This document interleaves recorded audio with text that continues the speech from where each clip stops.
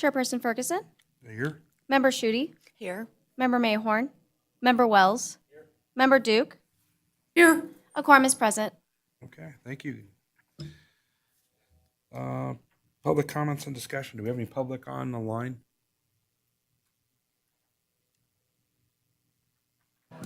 We do not have any public comment on the line at this time. We are also attempting to get a couple of panelists reconnected here as well. Okay, should we hold off a minute?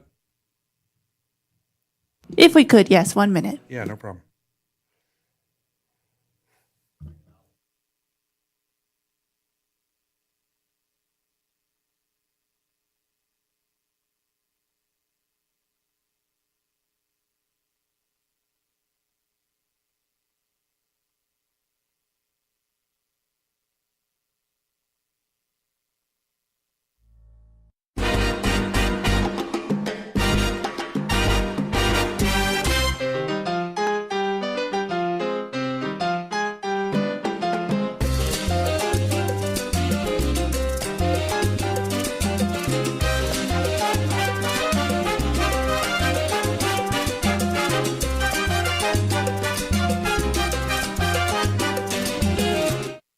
We have been reconnected.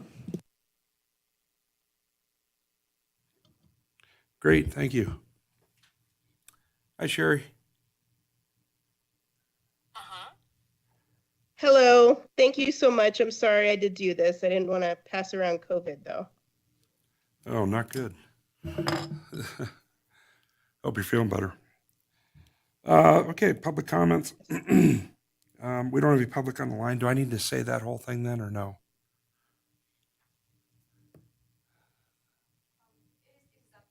Okay. Okay, possible action approval of the March 8th minutes. I have one small change on page 2. Okay, On the motion carried. There was only 3 members present. So it says 400, but there were only 3 members present last month or last quarter. okay, good catch.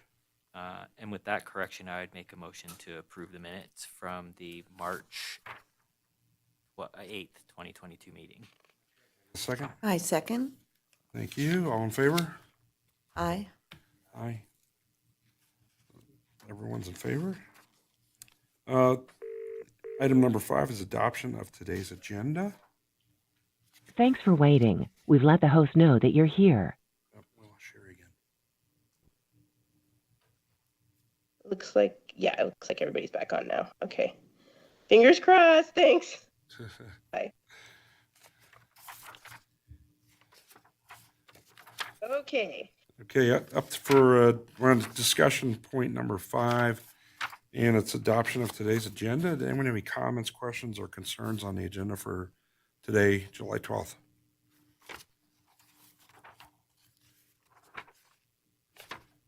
Hearing none. I move to adopt the agenda as presented. Second. I'll second. All in favor? Aye. Aye. Good to go. So with that, we're on to meeting items number 6. And 6A up for possible possible action is discussion and possible action regarding recommendation to the Board of Supervisors on approval on the approval and review of the Selections Committee recommendation for the contract award to I. Bailey LLP for the Carson City Internal Audit Services for a not to exceed amount of $110,000 annually, retroactively from July 1st, 2022 through June 30th, 2025, with 2 one-year options to renew. Sherry? Yes, thank you. So we did the last meeting, we were directed to try to get an extra $20,000. And unfortunately, we had $5 million in supplemental requests and only $1.5 million to fund those supplemental requests. So that $20,000 did not get funded. So the budget is still $110,000, but I'll put it in for 2024 and we'll see what we can do next year. Jim Wells and Pam Ganger and myself all reviewed the applications received. We only received 2. And it was Moss Adams, who we worked for in the past, worked with, as well as Ide Bailey. And though they were very, very close, we did in the end up selecting Ide Bailey to continue with their contract for 3 years. That's our recommendation. We're asking that the audit committee please recommend that to the Board of Supervisors. Sure, it was you, Jim. Who else? And Pam Ganger, the deputy CFO. Oh, okay. Great. And was the decision unanimous? Yes, Okay, great. it was a very hard decision, but we all in the end decided to stick with Ide Bailey. Any questions? The audit.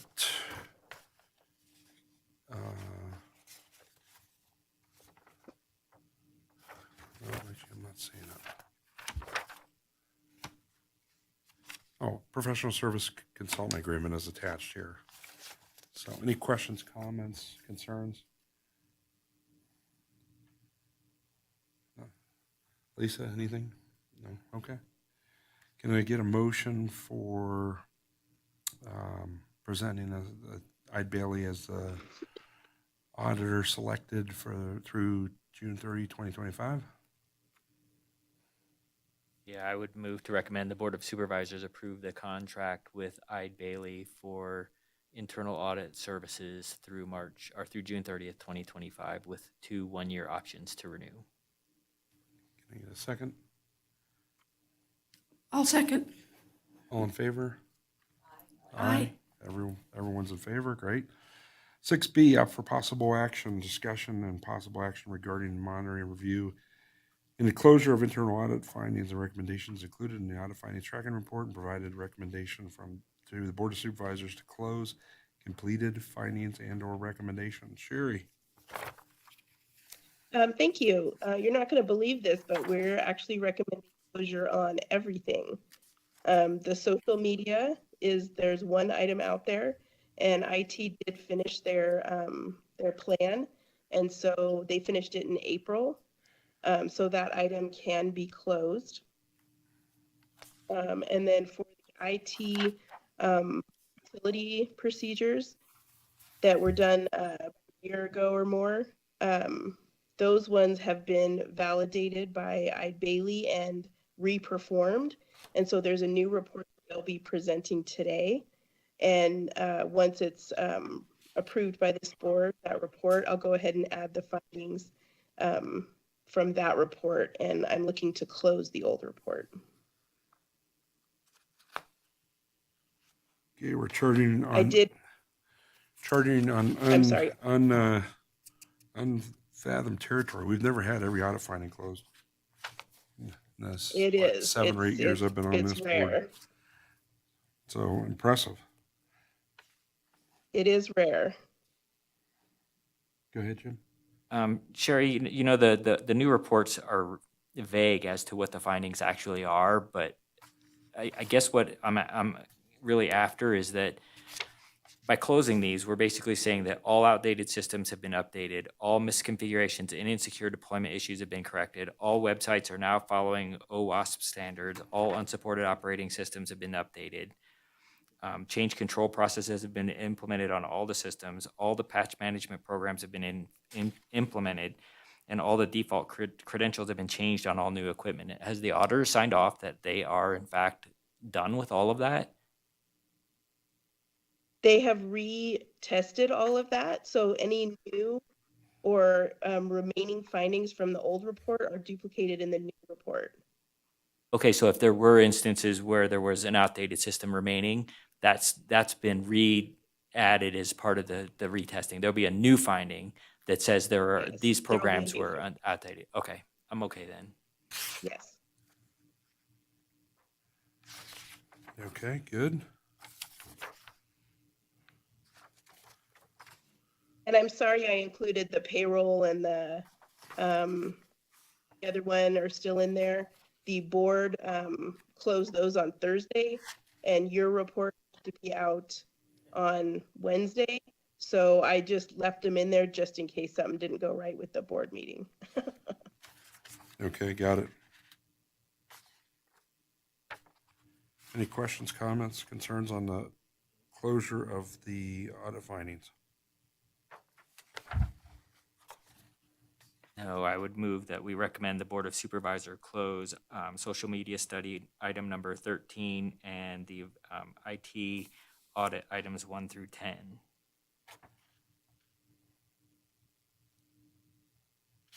I second. All in favor? Aye. Aye. So those closures will be forwarded on to the Board of Supervisors. Thanks, Sherry. They will be. Thank you. Get back to agenda item number 6C, up for possible action is discussion and possible action regarding the retest of internal audit or internal vulnerability assessment and external penetration initially performed October 30th, 2020. And any additional recommendations noted, again, Sherry and Bailey. Yeah, I'm going to turn this over to Ide Bailey, but first I want to just let you guys know that the reports provided, the details, just like the one before, have been obfuscated because, you know, we don't want to give criminals the roadmap into our system. So I'll turn it over to Ide Bailey. Thank you. Hi, good afternoon, everyone. This is Alex Brown with Ide Bailey, manager in our cybersecurity team. Sherry, is the intent for me to share the report on the screen right now? If you need to, sure, you can. Okay. I'll go ahead and just share it here.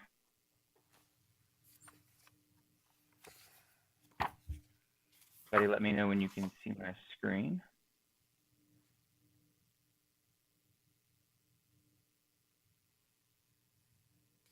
All right, can everybody see that? Now we can. Yes. Thank you. Perfect. Okay, so first I'll touch on this retest report, the summary report. As Sherry mentioned, all the details have been removed due to the public nature of this. When we scroll down, we have two different tests here that we're looking at. First, the external penetration test, where we originally discovered 12 total vulnerabilities, and all of those were remediated in the retest. So good news there. When it comes to the internal, we did have a few remaining out there, including some that were partially remediated and some that were completely remediated. And then as you can see, we had a couple that were not remediated, just 2 total from the internal. Any questions with this report?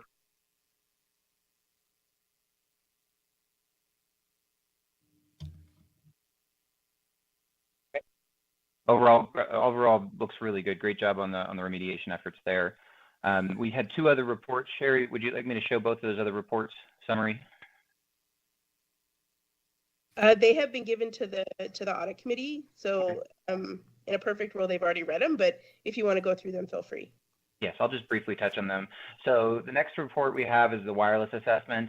In our findings, we only found 1 overall finding, and it was a low one. So not too much to worry about there. Overall low risk.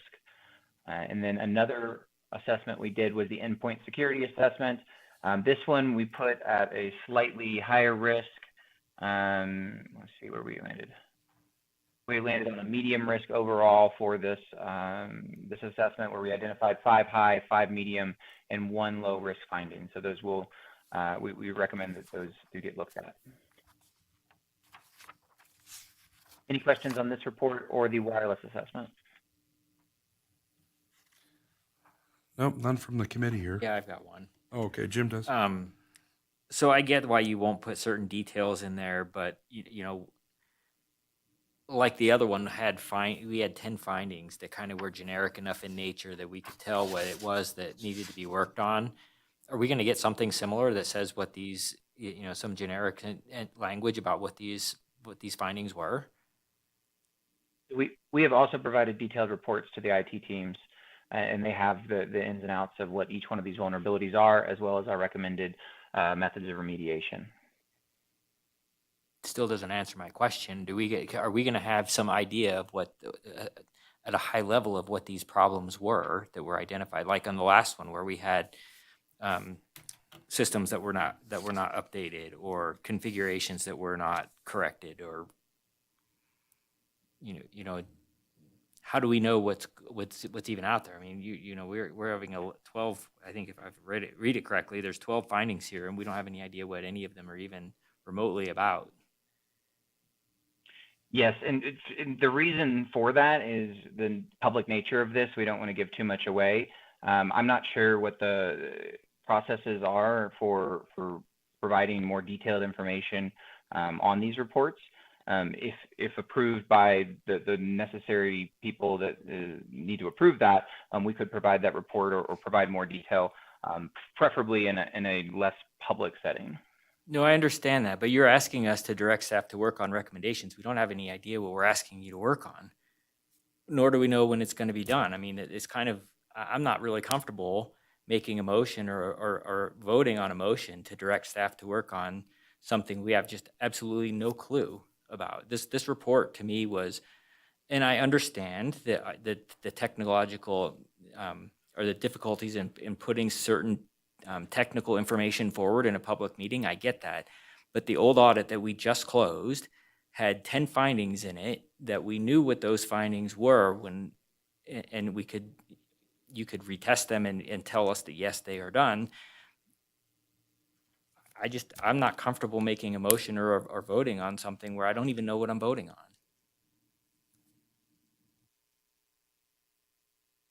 Yeah, and when it goes up to, I mean, it's a fair point. When it goes up to the Board of Supervisors, how do they even know what what concerns were raised? Sherry, I don't know. Have we run into this before? Do you know? Well, it was tough with the cash audit too, because that's the same situation where you don't want to give a roadmap, but we did give like vague findings. Can you talk like kind of vaguely about what's going on? Yeah, give me 1 second to think about the best way to vaguely put some of this.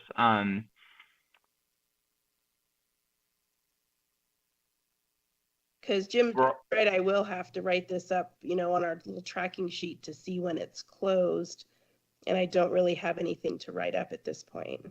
Right. So high level here, one of the findings we were looking at is around detection of possibly malicious files. There was concern around that.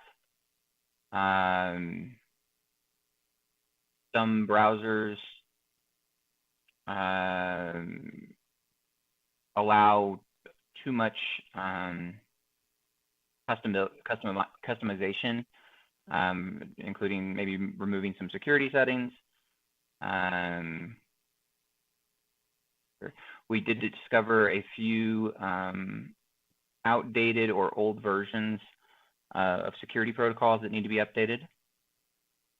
What else do we have here? So, Alex, are those all there were 5 high, five that were deemed high? Are these all the 5 high ones? Those are yes, those are 2 or 3 of those. I'm speaking generically. Some of them are bucketed together. Yeah, I guess for me, So I don't want to know that this program had this specific problem that can be evolved. I get that. I don't want that kind of information. But the old findings we had that the city has got some of their systems are outdated, and that leaves you vulnerable to attacks from the outside. I have nothing. I just voted to close those because I was told that the findings were going to be replicated in these new reports, but there is no findings in these new reports. And I almost waited to have this conversation first before I voted to close those. But I just, there's got to be, Sherry's right, there's got to be something to write up generically so that we know what it is that they're supposed to be working on, and we can recommend that the Board of Supervisors both direct staff to work on them, as well as recommend them to close them at some point in the future. I mean, just, I'm really struggling with So this why don't, one. so why don't we do this, Jim? Why don't, because management does have the report with all the detailed findings, and they are, as far as I understand, working on them currently. So why don't I have Ide Bailey revise this to add, like they did before, some generic findings so that we have something to close. And then I'll write those up on the findings tracking sheet next time, and we can approve the report next time. Or Sherry, this is Kim. Can you hear me? Yes. Is there a mechanism within the city to allow an executive session with the audit committee to be able to go through the details? Because, you know, summarizing and the details, I mean, we have the details. It literally is, and I think everyone here understands that you don't want to give a roadmap to anyone, but of course we report to the audit committee and to the board. And so the details are certainly available. And if there were an executive type of session that we could enter along with potentially your IT people who have this detailed report to be able to report in on exactly what we found and what they're doing to remediate, would that be helpful to the committee? That would be a question for Mihaela. Can we have a closed session?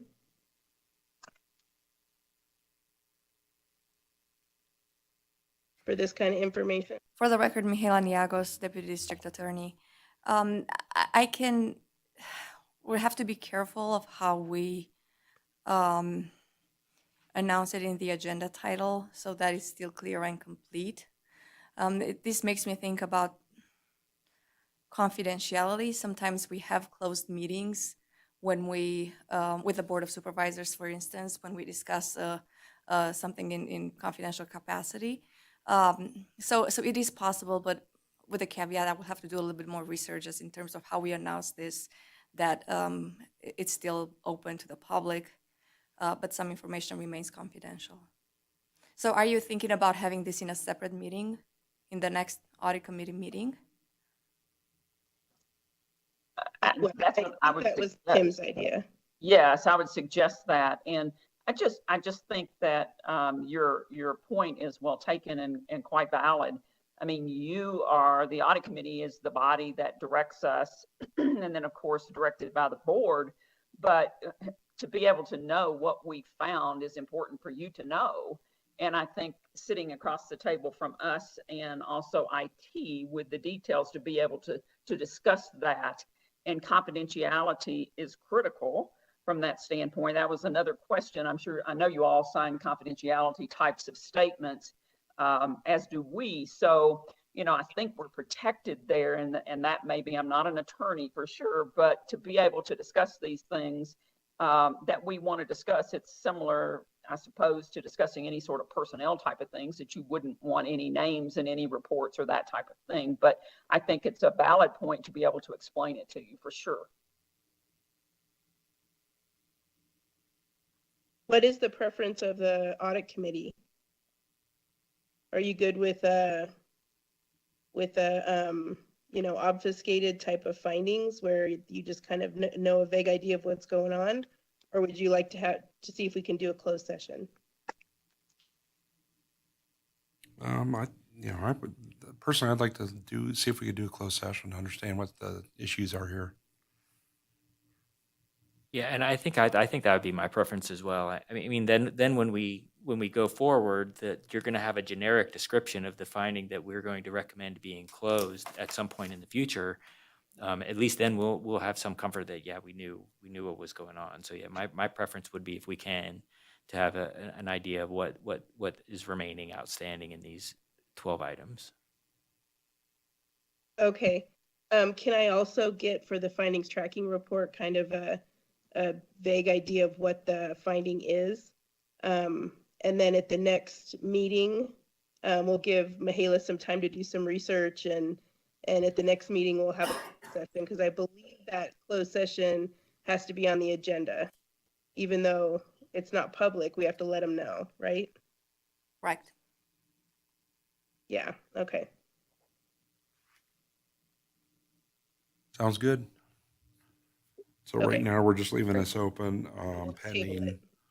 next meeting, and the possibility of a closed session, like kind of executive session on the IT issues that we need to be informed about.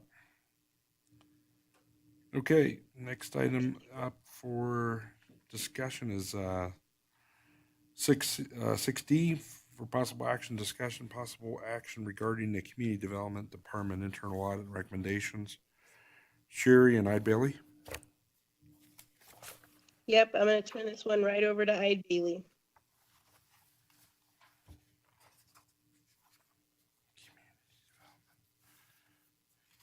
And I believe I saw Hope there in the audience too for any questions.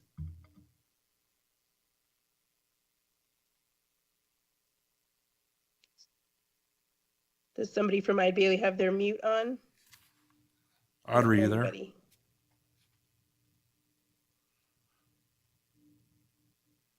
Hear me now?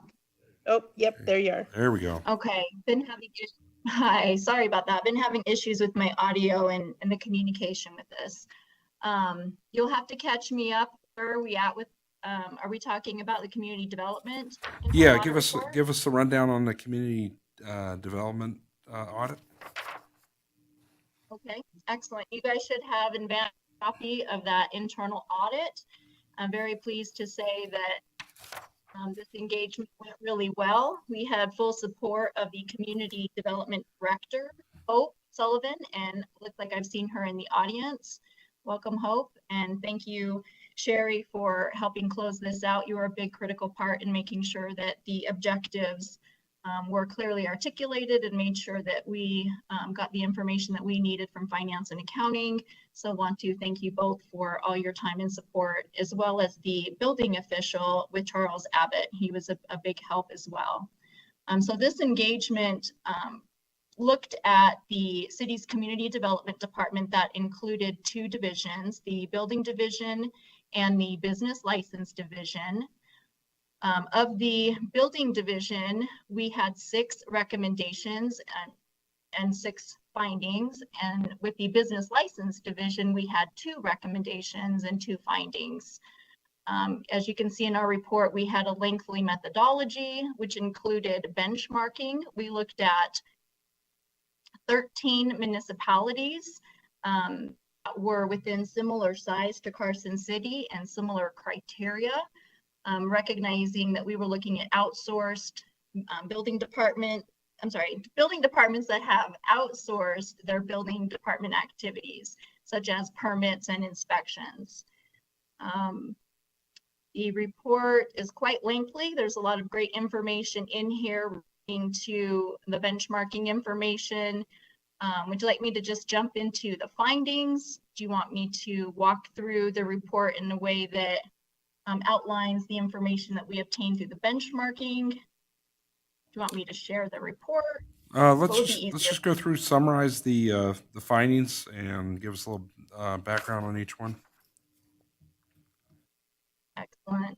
Let me scroll back up. All right, so for business license, finding number 1 was on the EnerGov system.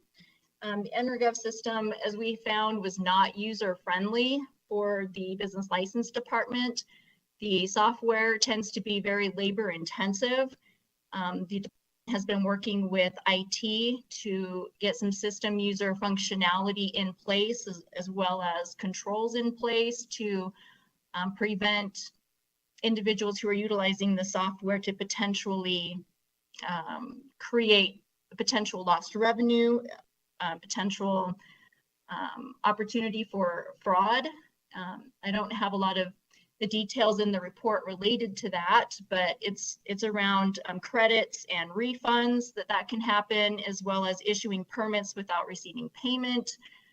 So there's EnerGov system has been a high priority for community development as the director. They've not been very responsive in helping to mitigate these issues that they've been dealing with, and having to use manual workarounds to and a lot of manual work in order to get information out to their customers. So our recommendation here is that the city continue to work with Energov to make the necessary changes for the system. And in the event that they continue to be non-responsive, they're not able to make the necessary changes, utilizing IT as well, then the city needs to look at an alternative software resolution that will work with the city in that regard. And we do have agreement with management who has been working with the city IT support, and has even reached out to other municipalities to address ways in which they've addressed Energov and other systems that may work for them.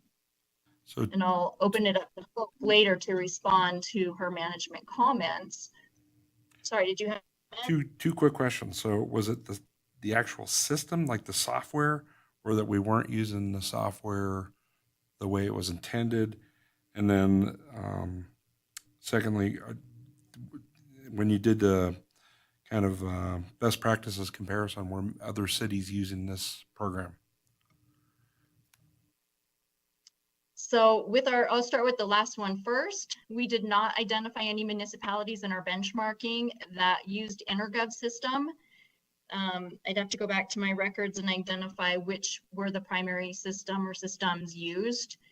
Secondly, your first question, would you mind repeating that?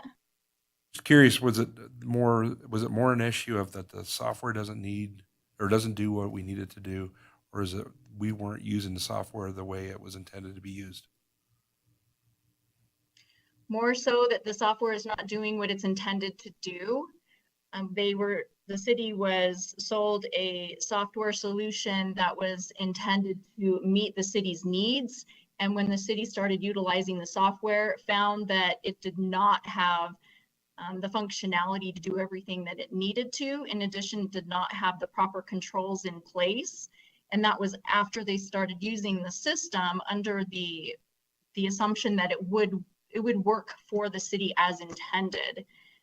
For instance, duplicating invoices that were sent out that should not have happened, not having controls in the system to prevent individuals from issuing permits before they were paid.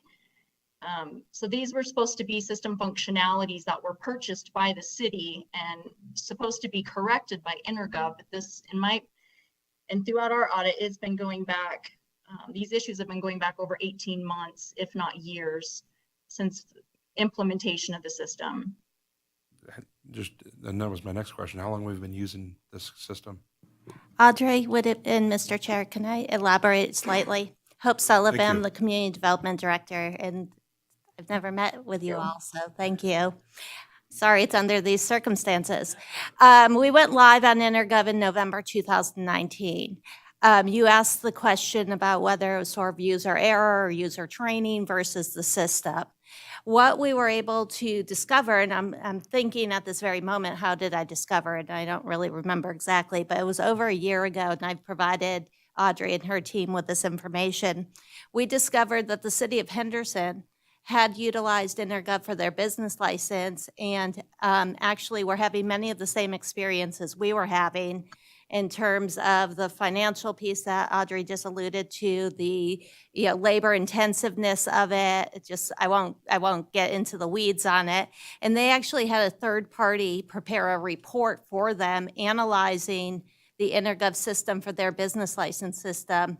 Based on that report, I then called around to other communities in Nevada and elsewhere who were using Energov for business license. I think I spoke to 5 different communities.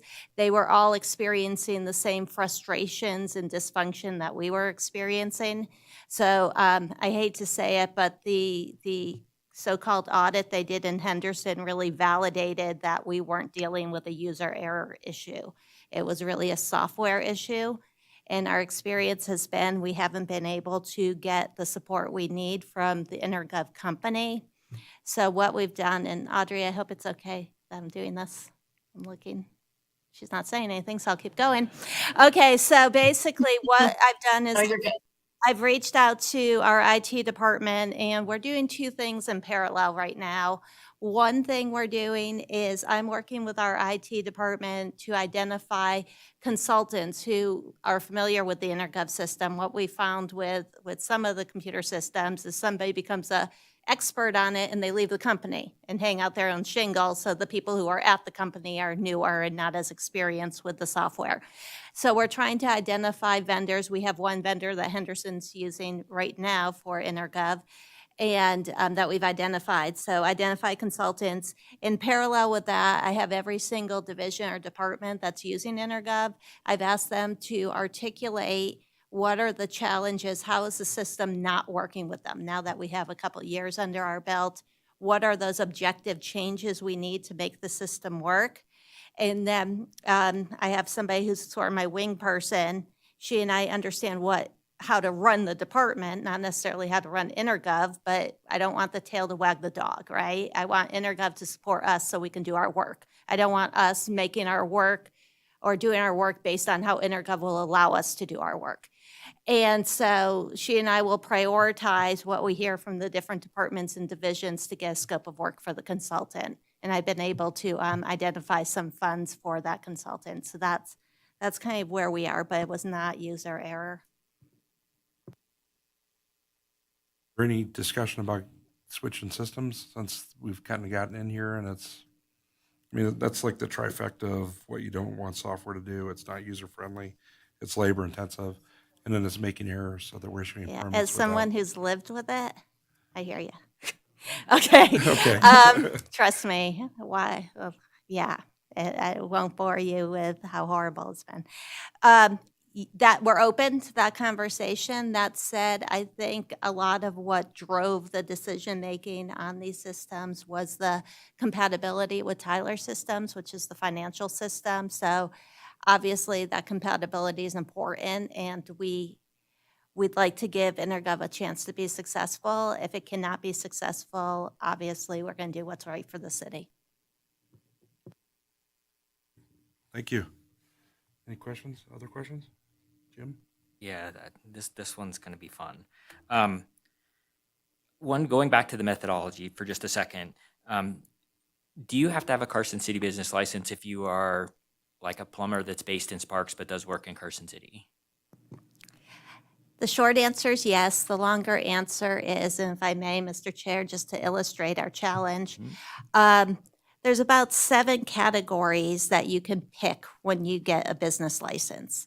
These categories are: you can be a contractor, you can be an independent contractor, you can be an other business, which is essentially a bricks and mortar business, you can be a home-based business.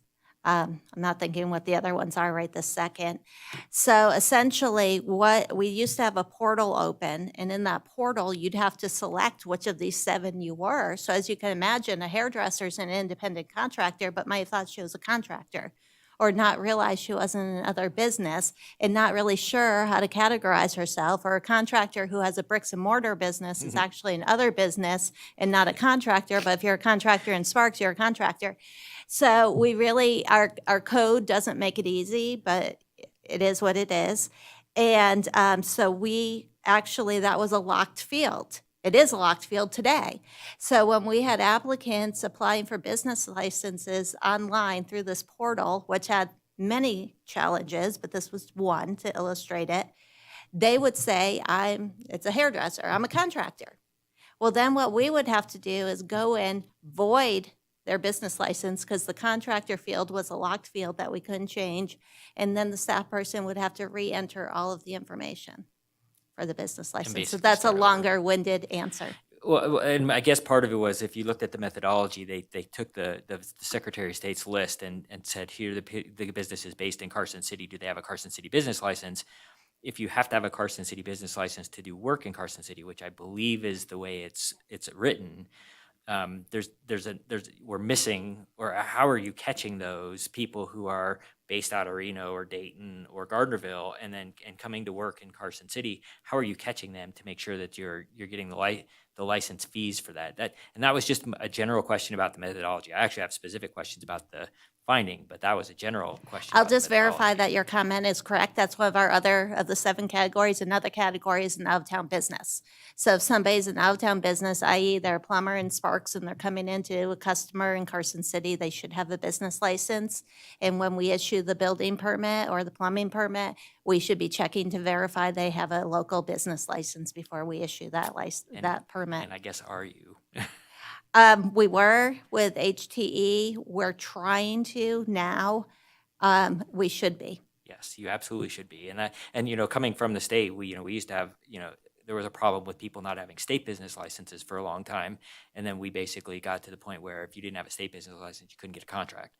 And that was one of the fields you had to basically check before you would get the business license. Anyway, to kind of my specific questions, and you kind of answered a little bit. And I know you've only been on this a couple years because I was one of the first people to get a business license when you did this. Matter of fact, I may have been the first one because I went in and I had not gotten a renewal, and so I went in and they're like, this takes forever, and the additional data entry, and it took a while for them to actually do it in the office. For them to do it, let alone for me to have done it from home. So yeah, I know what and I'm really concerned about the tripling of the data entry and the possibility that you can have a business license and not pay for it or get a refund for a business license that you properly got. I'm really concerned about getting a consultant to do this. I mean, that's what you pay your licensing fees to Intergov for. I'm really concerned about, forking out additional city dollars to do something that should have already been done and at some point the Intergov really has to be more responsive. How many departments or divisions or units use Intergov? Who all is using Intergov? Okay, so I think it's 4 different portals we have. So the business license modules, I should say. So the business license module is used by business license, fire, health department, planning.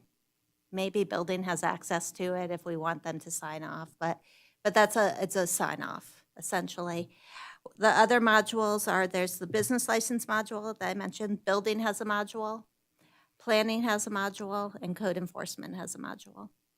And different departments have access to those modules depending on who needs access.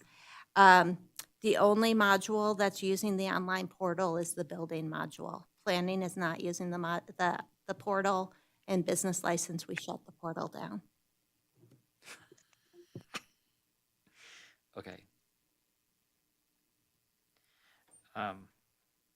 Yeah, to me, I think you need to be looking, rather than spending the money to get a consultant, if all these other companies have identified that this is a problem, I mean, I think it behooves you to start. Oh, I think we lost everybody again, so we'll hold on just a second. Thanks for waiting. We've let the host know that you're here.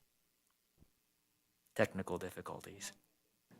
We have disconnected from the WebEx. We'll be getting connected here in a moment. Thank you.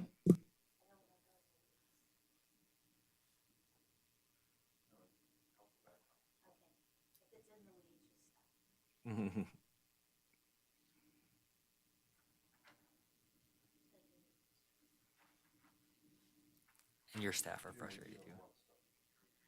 I understand. I didn't put together this agenda.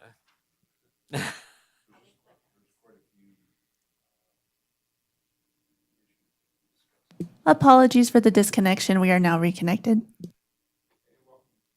Hi, this is Audrey. Can you hear me? We can. Yeah, welcome back.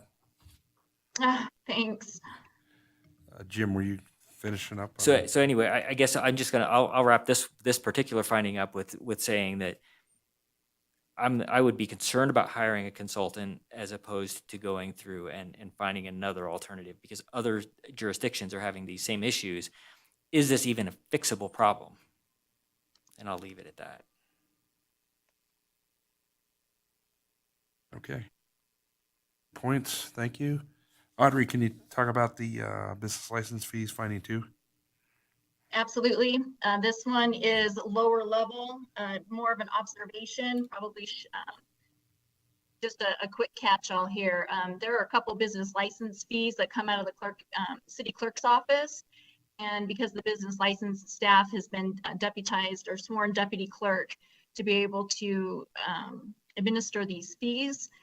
We noted that these fees were not included in the entire list of all the fees that were charged to the end users. And this is a recommendation that these should be listed with the rest of those, so that individuals who are paying for a business license, who may be charged for particularly two of them, fictitious filing fees and technology fees, those should be listed on there so they're aware of what they're paying for or potentially going to be paying for. Okay, good. Thank you. All right, the rest of the recommendations. Hold on a Sorry, go second, ahead. Audrey. Lisa's got a Sorry. question. Yeah. Can I just ask, what is a fictitious filing fee? That is a filing fee. Sorry, go ahead. I'll go ahead and answer, and if anybody else wants to jump in, they can. And it looks like I'm duplicated on my end. I'm gonna go off video. All right, so the fictitious filing fee is a background check on a business to ensure that it is legitimate business, providing legitimate services. Absent of that, if anybody has anything to add. The I fictitious, Hope Sullivan, Community Development Director, the fictitious firm name's like a DBA, doing business Oh, I as. see. Okay. Thank you.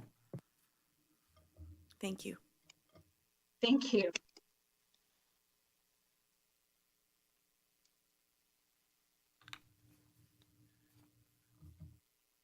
Okay, Audrey, the number 3 was on benchmark results. Benchmark results. This is a summary of the, as mentioned before, 13 municipalities that we benchmarked against. And the criteria we benchmarked is listed here in the report. There were 16 benchmark criterias, of which we were able to extrapolate information from that, starting with the first one. Primary third-party consultant for outsourcing was noted as safe build, and this safe build also owns CGA Solution. When you combine those two together, 75% of the outsourced municipalities that responded are using safe build as to provide those services. The second area was building activities outsourced. Looking at that, the activity outsourced was consistent with Carson City. Yes, pretty much everything that Carson City is outsourcing, the municipalities that responded are outsourcing, they're outsourcing the same services. There are a few other services that were being provided, that were being performed, such as the archiving of city records, working with city officials and building departments, working with the economic department to identify growth and business opportunities, and providing code enforcement, which was a finding in number 7, which we'll get to later. The years and reasons for outsourcing the building activities, we found that it was roughly 14 years on average for those that responded. And the reasons primarily due to lack of revenue generated from permit fees to support an equivalent in-house department to provide those services. And lastly was pressure to control expenditures and reduce budget. Another outcome from the benchmarking was infrastructure provided to the consultant. That is the same as Carson City, where Carson City provides the office space as well as software and email addresses, so individuals can communicate with Charles Abbott seamlessly as if they were city employees. The next one was on performance measures and monitoring of the city contract. This one is performance measures that we benchmarked against, recognizing that they are the same that are in the contract that the city has with Charles Abbott. And examples include customer service monitoring, responsiveness, turnaround time, how long it takes to issue a permit.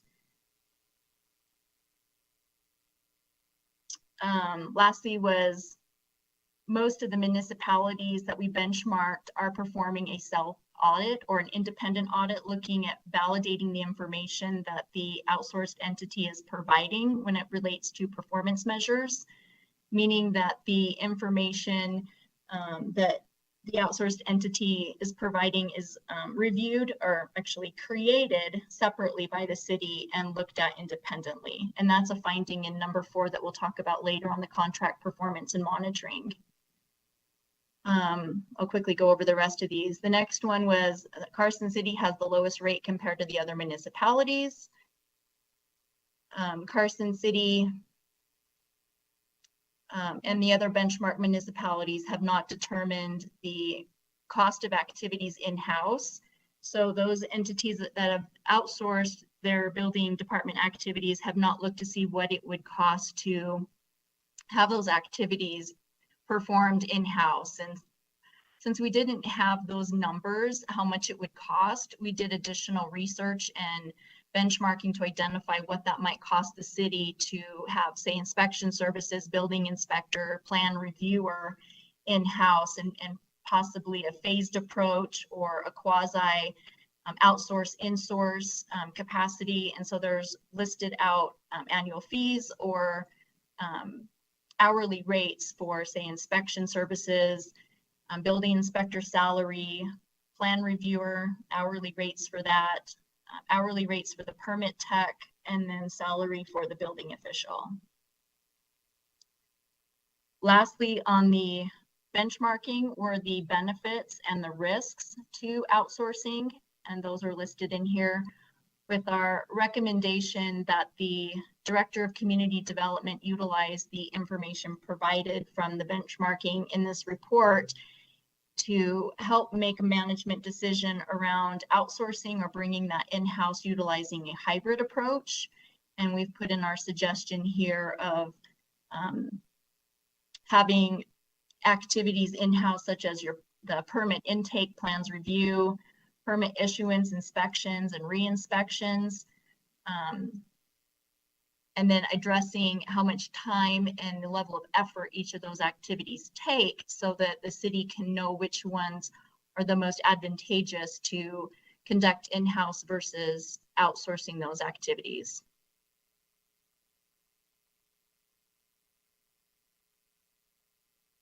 Management agreed with our recommendation. Yeah, it looks like a lot of helpful information there. So, any questions on that one? And I'll try to make these quick. Did any of the other municipalities that you looked at use Charles Abbott, or did they use someone else? We did not find any that used Charles Abbott. They were primarily with, say, Built or a DBA that is owned by, similar to Safe Built.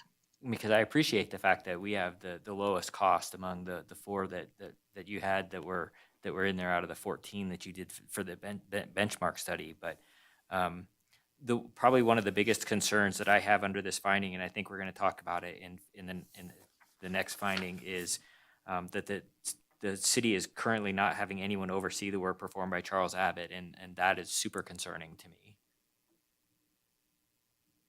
And the last thing I'll say is that it would be nice to have seen, what, given the information you had on the personnel, what would a cost structure have looked like based on what we have for personnel that are being provided by Charles Abbott? Would have been helpful for me.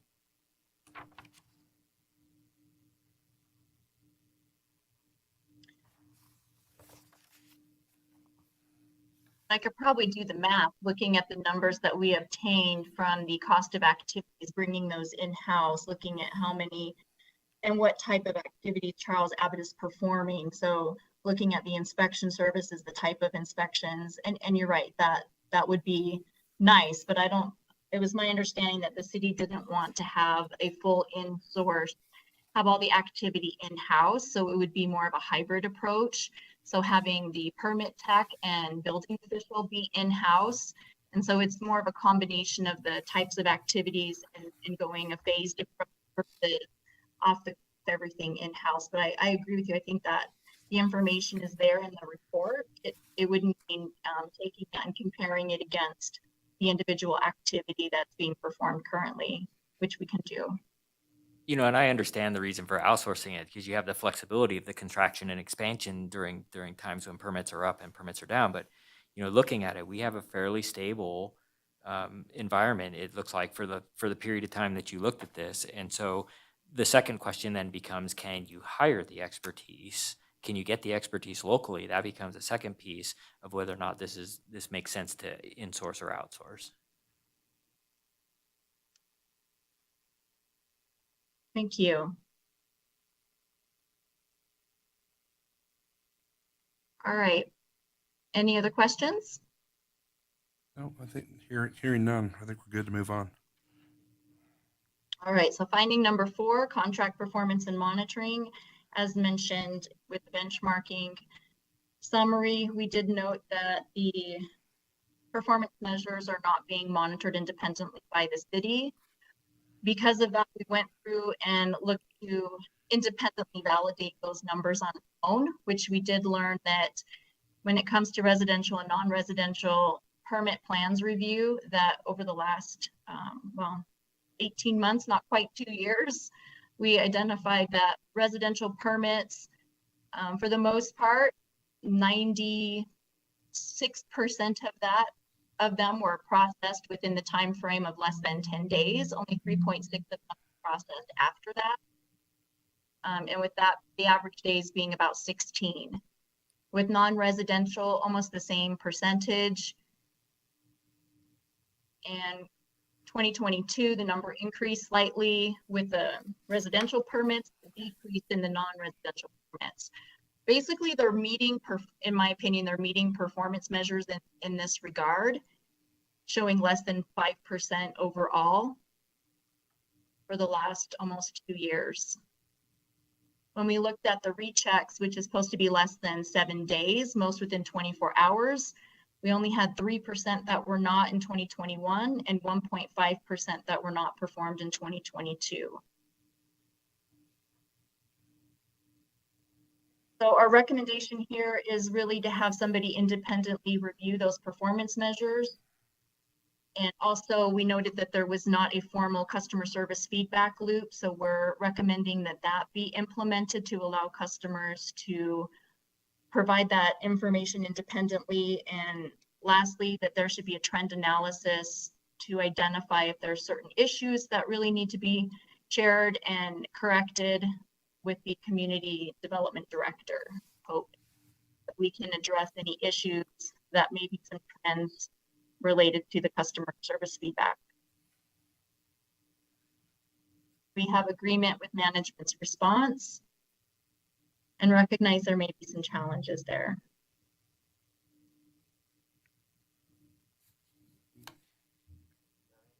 I don't know. Okay, I'm going to start with, why are the performance measures on page 87 different than the performance measures that are in Appendix A? So in Appendix A, which I take it says it's from the city's contract, says we guarantee 10 working days turnaround on all first plan checks and 5 working days on second. And yet we have 15 days and in 7 days as part of this in the table on page 87, or on finding number 4 on page 14, 87 in our packet, page 14. Is there a reason why those are different? That's an excellent observation and great question. And it really comes down to the difference of residential versus non-residential. The residential is 10 days. I understand that, but it's not clear in the city contract whether this is residential or non-residential. I don't see another set of things that say it's 15 days and 7 days for a non-residential. It has 10 days on all first plans.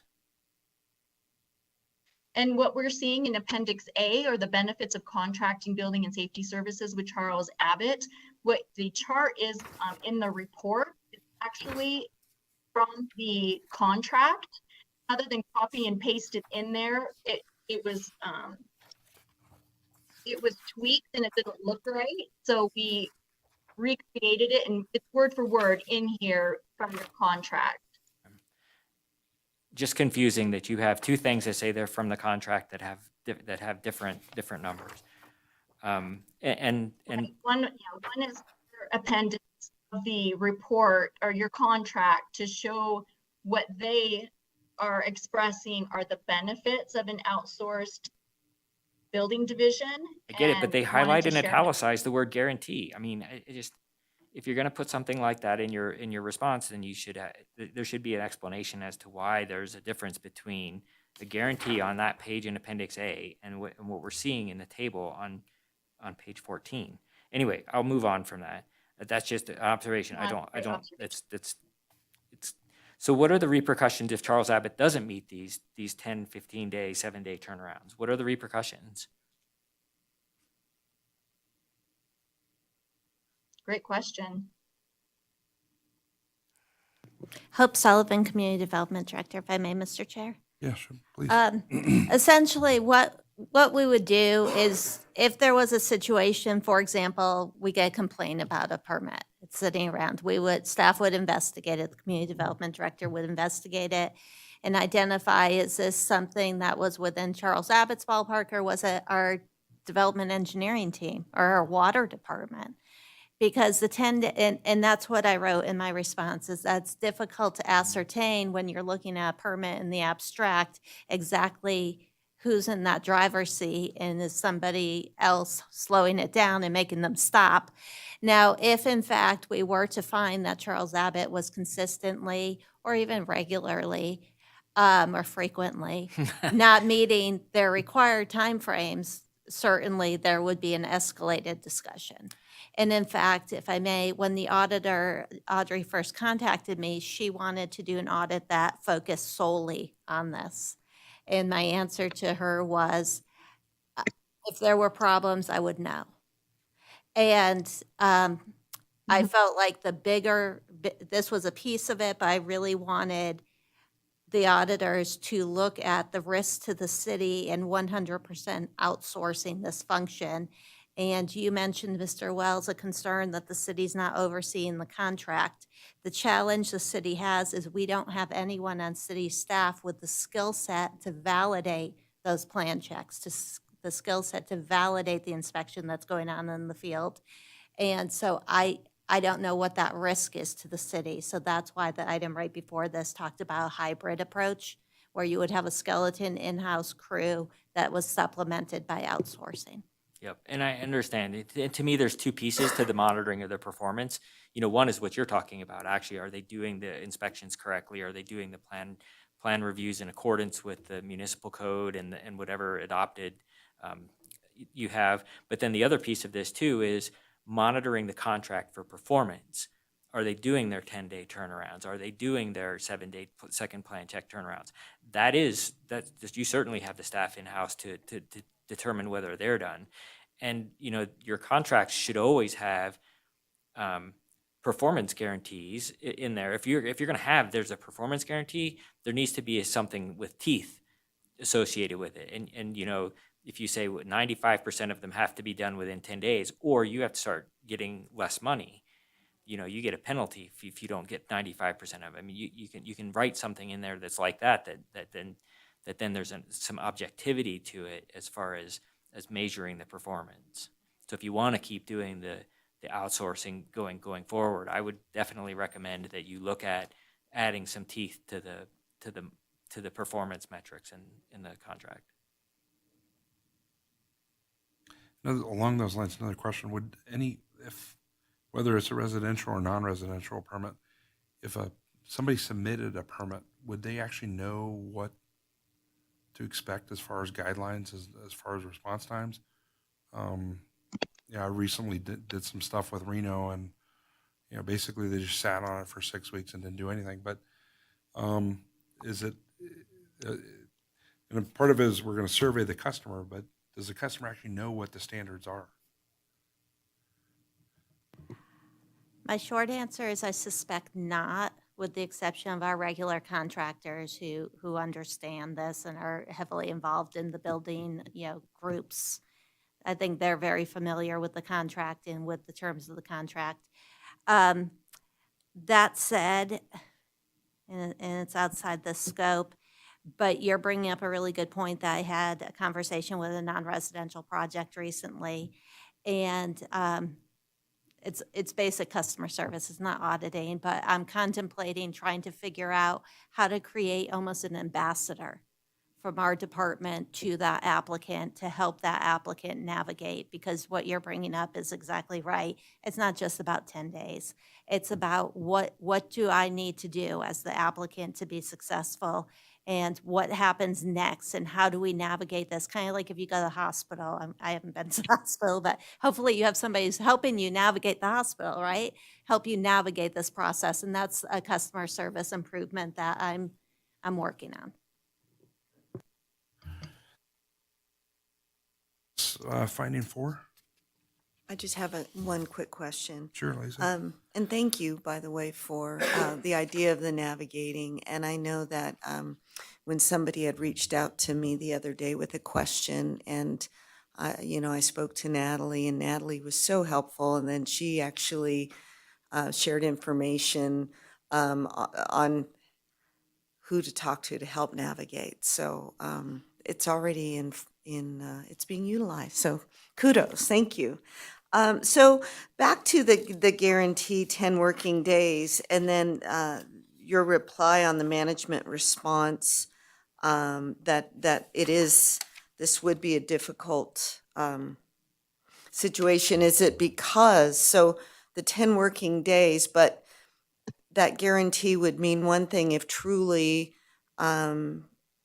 everything was done through Charles Abbott versus the fact that Charles Abbott does some of it and community development planning does the other. And so that in effect kind of muddies that guarantee. Yes, and you're going to have a finding coming up. And the way I put the finding that's coming up, and I don't remember what number it is no one hits, a concept is no one hits the finish line till everyone hits the finish line. So let's say we have 4 different agencies, including Charles Abbott, reviewing a application. 2 of the agencies think they hit the finish line because they have no comments. And I don't say approved, I say no comments. The other 2 are still in play. Well, while those other 2 are still in play, something could come into play that brings those 2 who had no comments back into the game. And so, again, looking at that 10-day, it's hard to isolate one agency, and it's actually a disservice to the customer to do that, because the customer thinks, oh gosh, good, planning's all done. Well, wait, planning was done till fire weighed in, now planning's back into it. So it's almost a jigsaw puzzle to a certain extent. But I mean, the comment about the contract having repercussions is noted, and certainly we can do a better job managing the benchmarks. But I just wanted to acknowledge the challenge, because it is a comprehensive approach to plan check. Thank you. Okay, good. Moving on to finding 5. Excellent, thank you. Finding 5, reinspection fees not charged. We looked at the permit and plan review listing from 2021 to 2022, noting that 22 was for a smaller period of time, January through April. We noted that for 2021, there was roughly 5,700 inspections, 512 re-inspections, of which re-inspections were not charged, totaling roughly 33,000 for 2021 and roughly 17,000 for 2022. Our recommendation here is that community development require re-inspection fees. And throughout our review, we noted one other somewhat of anomaly that we've asked Community Development Director Hope to look into, and hopefully identify if there was a concern with canceled permits that had gone through their final inspection, like basically got to the finish line and then the permit was canceled. So it was just something unusual that came up at the very end of the engagement. So management agreed with that, and also agreed to look into those canceled permits.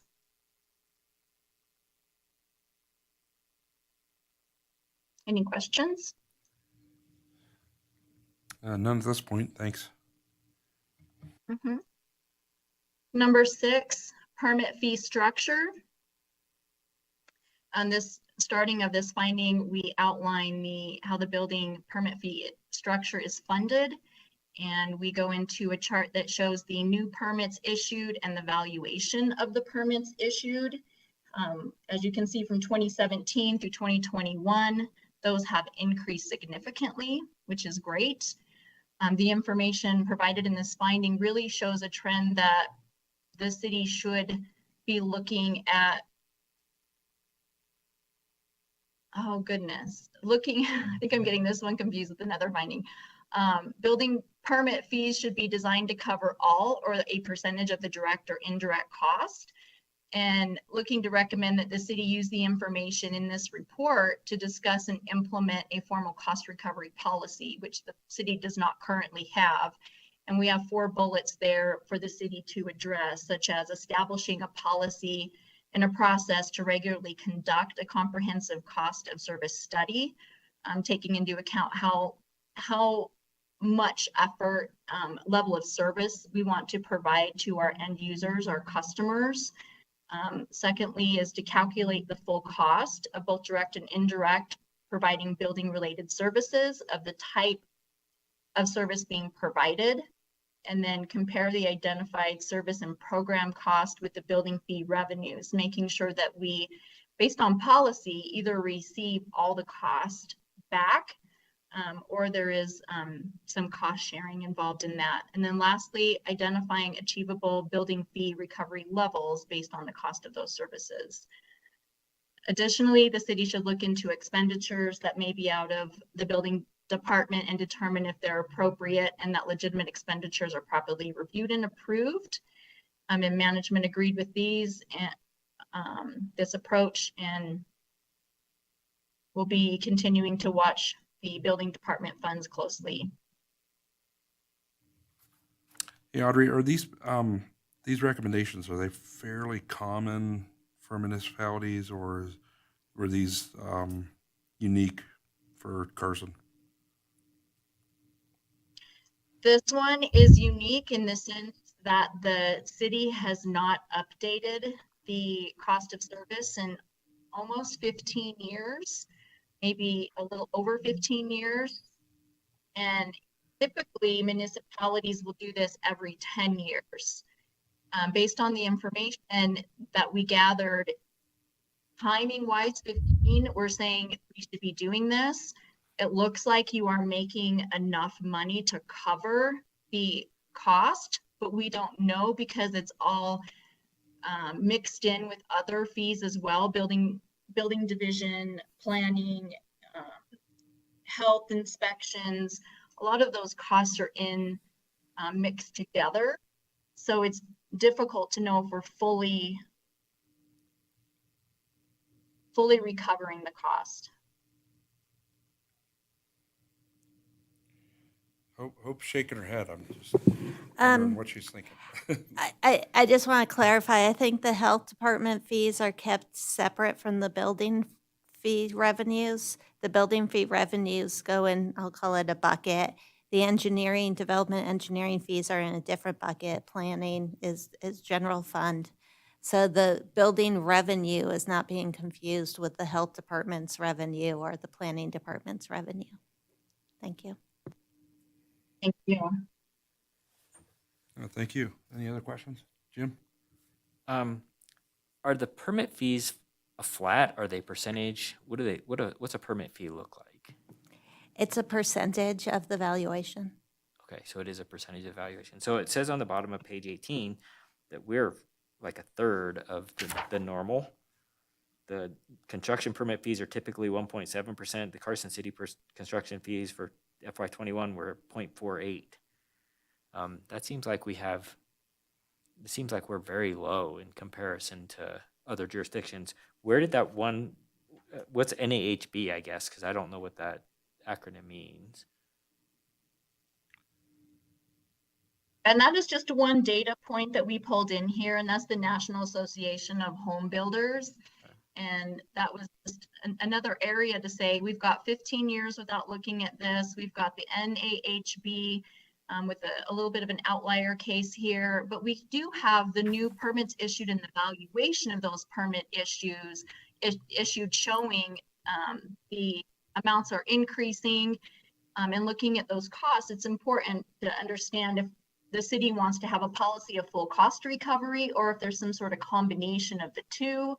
And I think it just goes right into play with where we're at right now, looking at bringing in-house or a hybrid rather than full outsource. It's a good time to start looking at those fees and looking at the cost related to those services to see if we charging the right amount. And when you were doing your benchmark study, did you find that Carson City is in the middle, on the low end, on the high end of the permit fees, or was that not part of the benchmarking?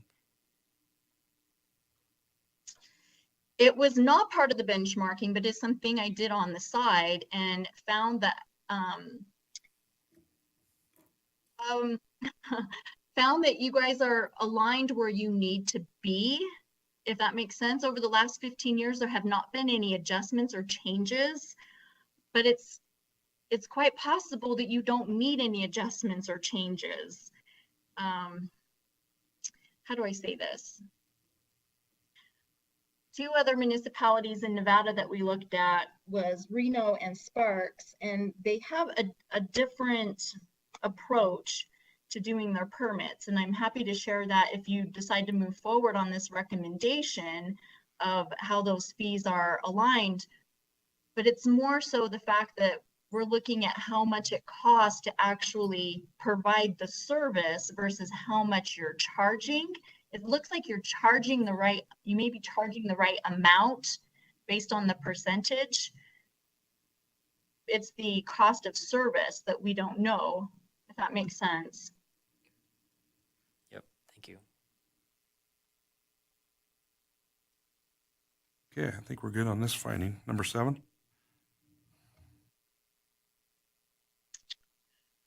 All right, number 7, code enforcement.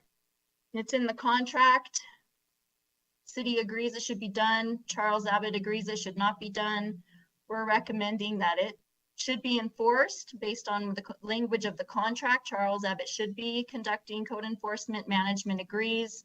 Management has got the city attorney involved and looking to get that resolved with Charles Abbott so that code enforcement can start taking place using their resources.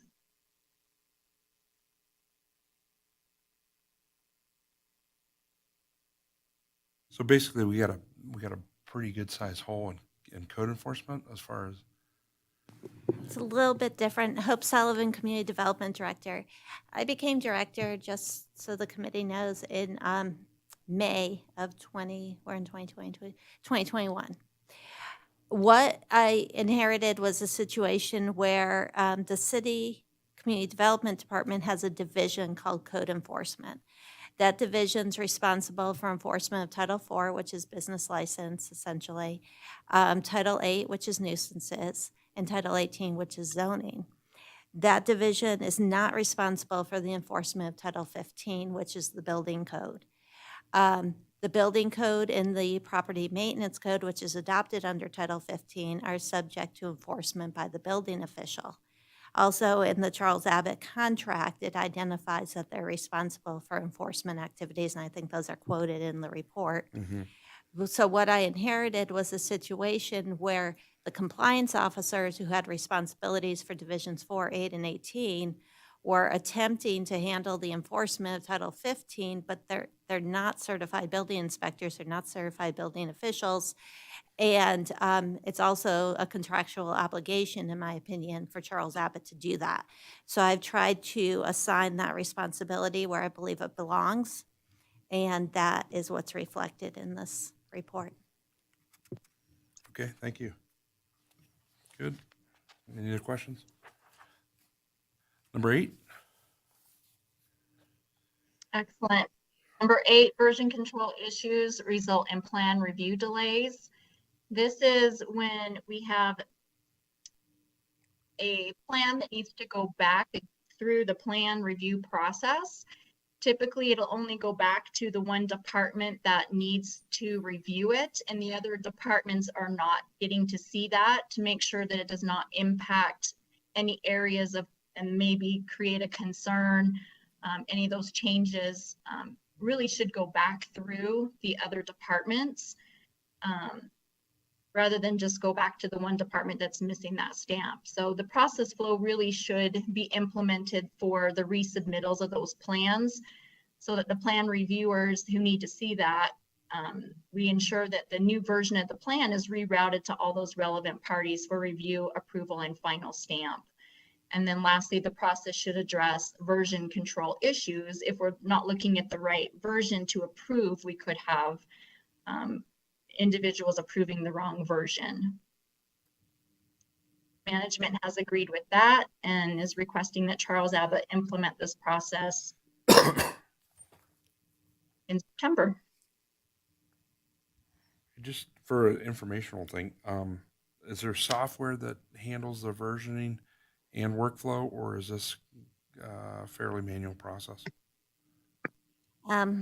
Two things. We're using Intergov in our building department as well. Okay. And so, yes, there would be different versions. I'm not really well versed in that piece of it. Having said that, it goes back to my foundational concept that we don't let the tail wag the dog. Right. In the old days, remember, you'd finally get to the plan that was ready to issue, you'd put a stamp on the cover and everybody would sign it. And so I think what this finding is saying is let's make sure that that final version, which is the construction document approved by the city, is indeed approved by every single issuing agency. And what's been happening is if one department approves version 6 and then there's version 7 7's going, version 6 went out on this person's, but version 7 has this other agency. Okay, good. Thank you. Any other questions on this, this audit? This is Jessica with IT. This is not a question, but we will be disconnected again in about 2 minutes, and it will take about 30 seconds to get reconnected. Apologize for the inconvenience. Okay. Any other questions on this one?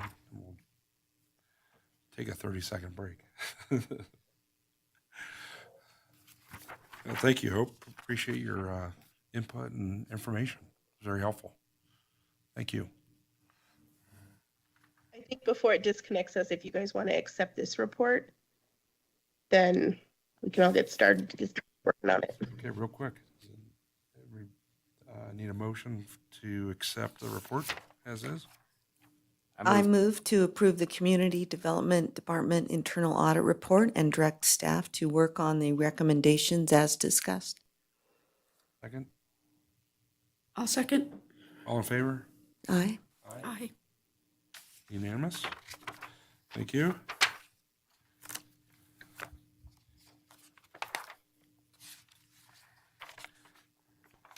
Thank you. Thanks, Hope. Yeah, thanks, Hope. Thank you, Hope.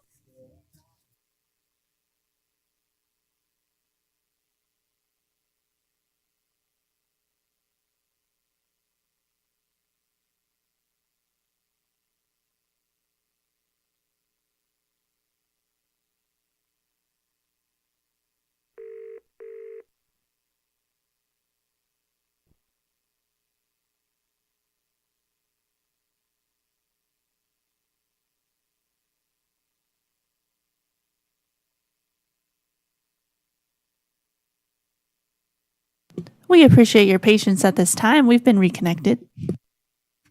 Great, thank you. All right.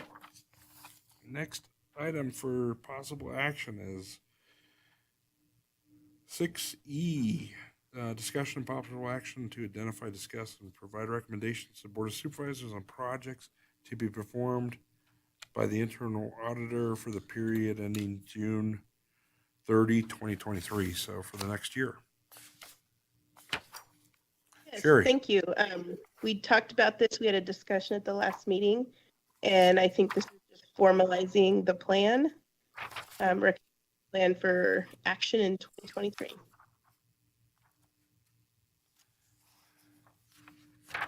I just have one quick question, and I know we talked about this a lot last quarter, so I can try to keep it quick. Who requested the body cam audit, and what was the rationale behind the request? I think that's twofold. I think that we've never had a audit on those since we implemented that whole process. And then the second part was IT and the huge amounts of data that all of this body cam footage is creating, and the real need for some kind of a management process going forward of that data. And is there a policy? Does the city have a policy for the body worn camera and the data storage and retention? No. Okay, tail wagging the dog. This seems. So this was NRS required that we get all these body cameras, and now we're realizing the amount of data that it's taking up, and so yeah, we're trying to nail down exactly what we need to do, what other municipalities are doing, how we're gonna go about this moving forward.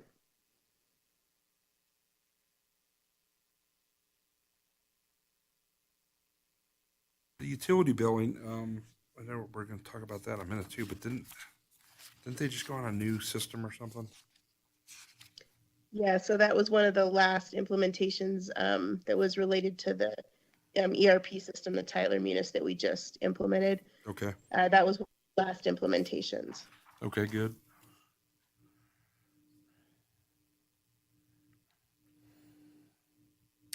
I know going back to the payroll audit, and I don't remember if it was last year or the year before, but I remember we did want to expand the audit sample on a couple of the payroll concerns we had, and I remember, I don't know if you guys remember this, but there was a fairly small sample taken for that payroll audit. I think that was one thing we wanted to address in a future year, was to just do an expanded sample on some limited scope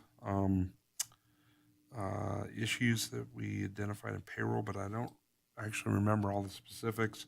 It's not on here, and maybe we were gonna bucket it under special project. I'm not sure, because I don't think it was a huge thing. It was more or less, let's go back and expand the scope on a couple areas within the payroll audit. Anybody remember that? Sherry, do you remember anything about that? I remember that you guys weren't happy with the sample size, but I thought, Audrey, you answered their question regarding the sample size, and it was actually a larger pool you were looking at. I don't remember us saying we were going to go back and do more. I think we tabled it, but I don't know that we made a decision. I think we tabled a discussion because we were concerned about how narrow this sample size was. But I defer to I can go to that meeting, but I'm pretty sure you accepted the report because we've completed the findings, and it's okay.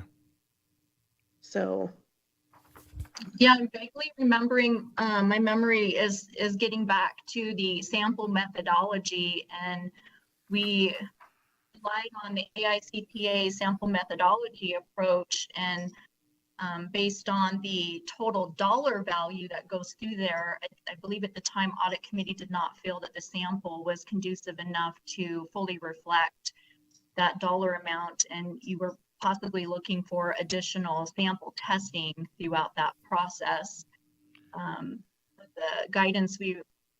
The guidance and the methodology was sound. I think you just wanted a little bit more assurance that that dollar amount was covered within that sample. Yeah, that's what I remember. So I remember the sample size being the sample size that they used, and the samples was, and the way that they applied it resulted in fewer things being looked at than most of us were comfortable with. I think that's the end game of what was the result of that audit. You're right, we did sign off on the audit, but I know that there was a lot of discussion about the fact that there was a lot of uncomfortableness with the audit committee on the methodology used to select the number of payrolls that were looked at. Yeah, and looking at this, I mean, so we're getting down to like, So for your guys's, I'm sorry, so for your guys's comfort level, payroll is one of those very risky areas that we usually look at every 3 to 5 years as an audit committee, just because, ghost employees, and there's a lot of things that can go wrong with payroll. So, so we will hit that again in the next year or two. And I do have our payroll report up. If you'd like me to share my screen, I can quickly walk through the payroll, the timesheet testing, the federal income tax withholding testing, the payroll discharge testing or terminations. Walk Yeah, through those general procedures. just real quick, any of the ones that had a sample involved, and when was it, Audrey? Was it 2021? It was FY 2021. We reviewed a sample of payroll weeks and verified that payroll was processed accurately to account for regular pay, overtime pay, sick leave, taxes, and deductions. That's pre and post tax. So we looked at verifying the accuracy and the completeness of hours worked for a sample of employees that were included in the payroll process. And the dates that we selected did not include holidays, city holidays, obviously, and not weekends. And there were three dates that we randomly selected, and we reviewed 12 employees from each of those 3 dates for a total of 36.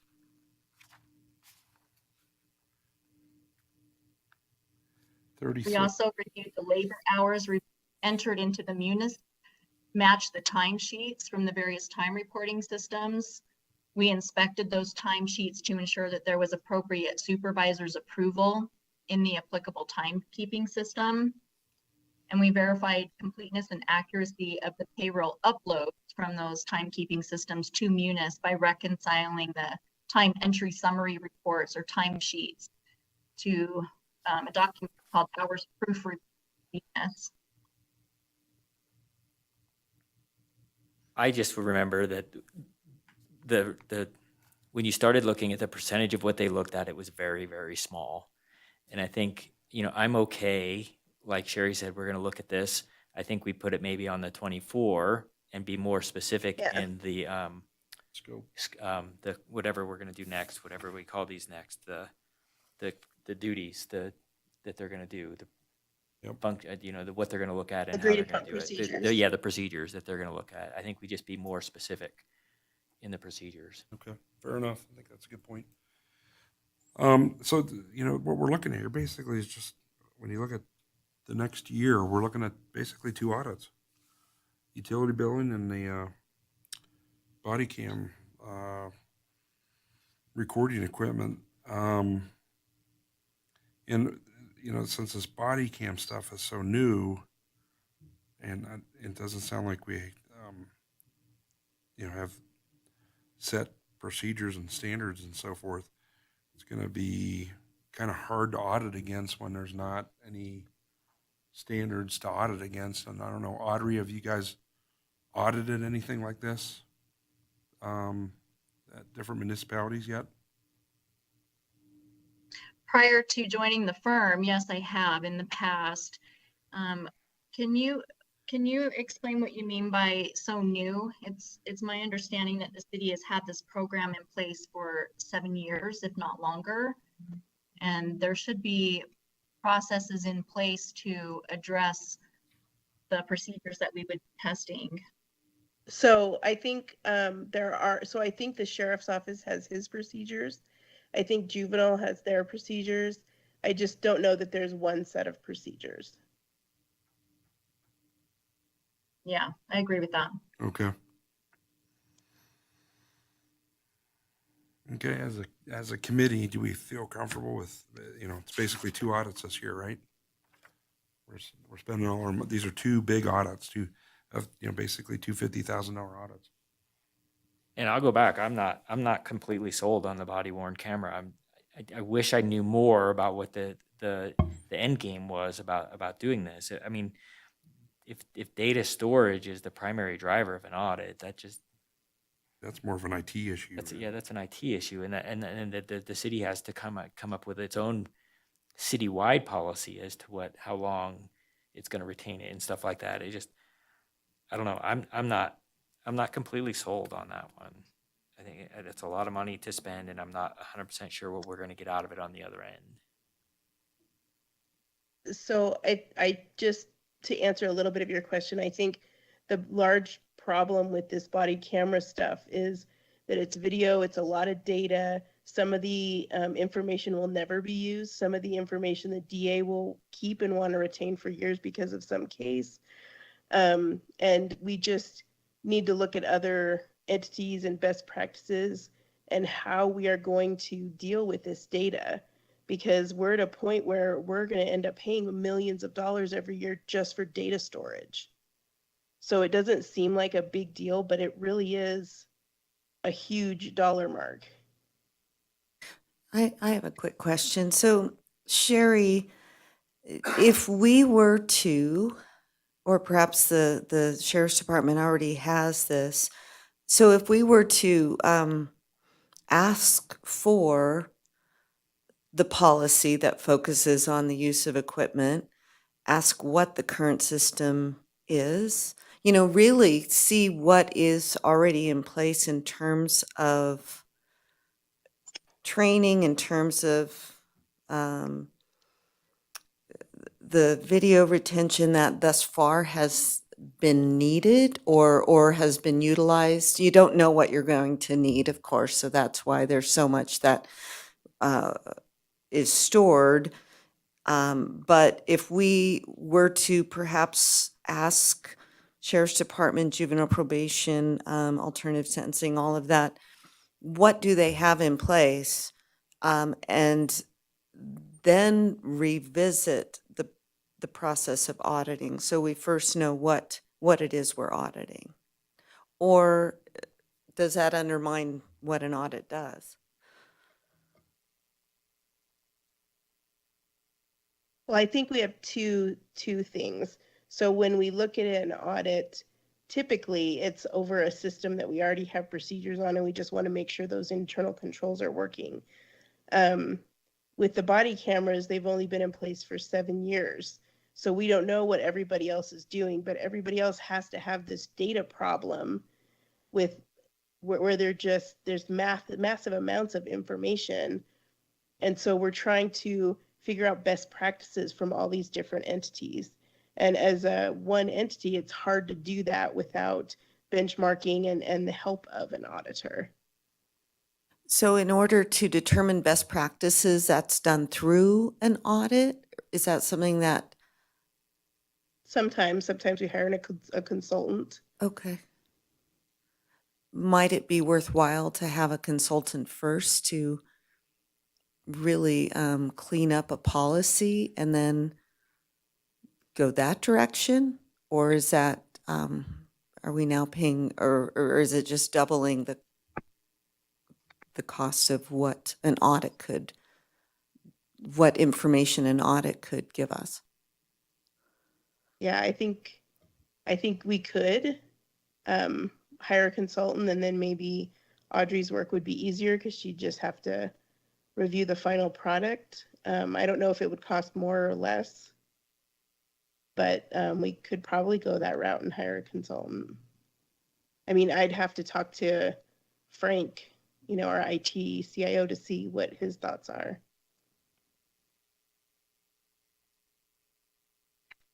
Is the And then to address other comments and questions, I'd like a minute to respond to that. So the question was, is it the audit that would basically do a risk assessment of that process during the audit?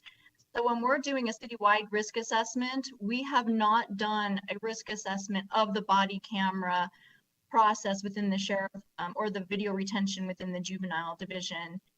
This is an area where we have not asked for the policy, as stated before. The system and the capacity of the system user access, we have controls in place, the training, the video retention, what is needed for the DA and the type of legal information that needs to be stored, and what are they following best practice. That's all done within the risk assessment when we get in there and do that audit. And if we find that everything is in place, we don't continue with the audit just to find something to, just to scratch the surface and have something to present. We can go in there and do a preliminary risk assessment, come back and report on that and say there is risk here or there is no risk, and not proceed. And if there is risk, then what areas will we proceed with? And what we're providing you here in the audit plan is the areas of which we anticipate those risky areas to be, which include the policy, the system, the training, the retention, and what's needed for legal to follow through on any legal action.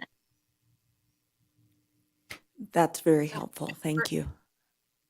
You're welcome. If we're hearing that there is no policy, then that is something that would be recommended in our audit, to say that the department should have a policy in place and training. If there's policies, you would be training to that policy and making sure the individuals comply with that. And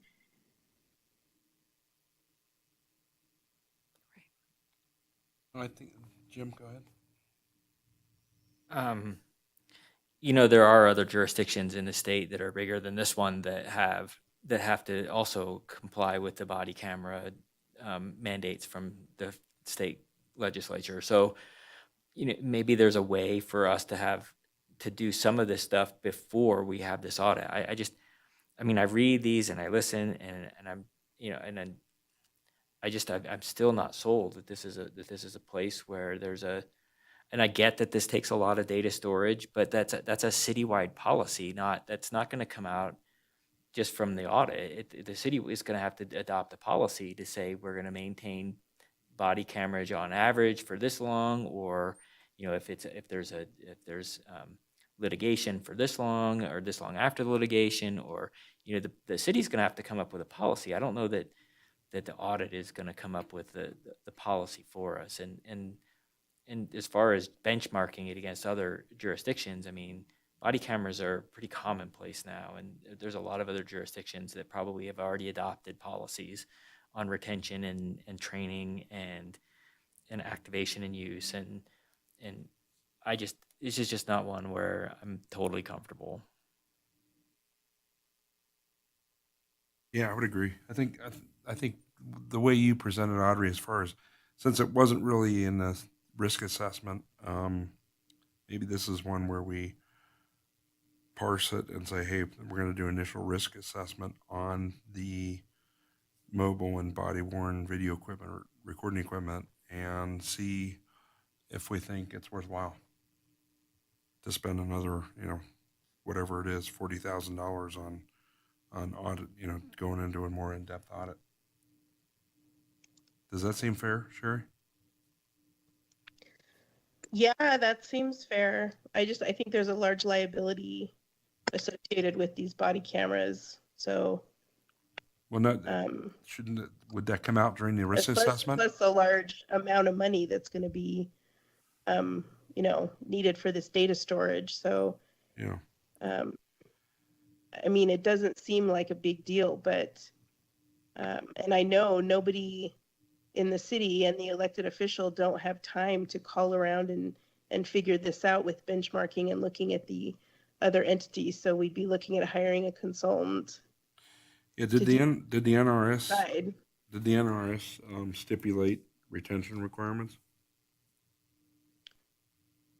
I suspect so. I'm not sure. I don't think it does long-term retention. Okay. And then the other question is this stuff, are we storing this stuff internally on internal servers, or is it on a cloud? I'm not 100% sure on that. I'd have to ask Frank. Okay.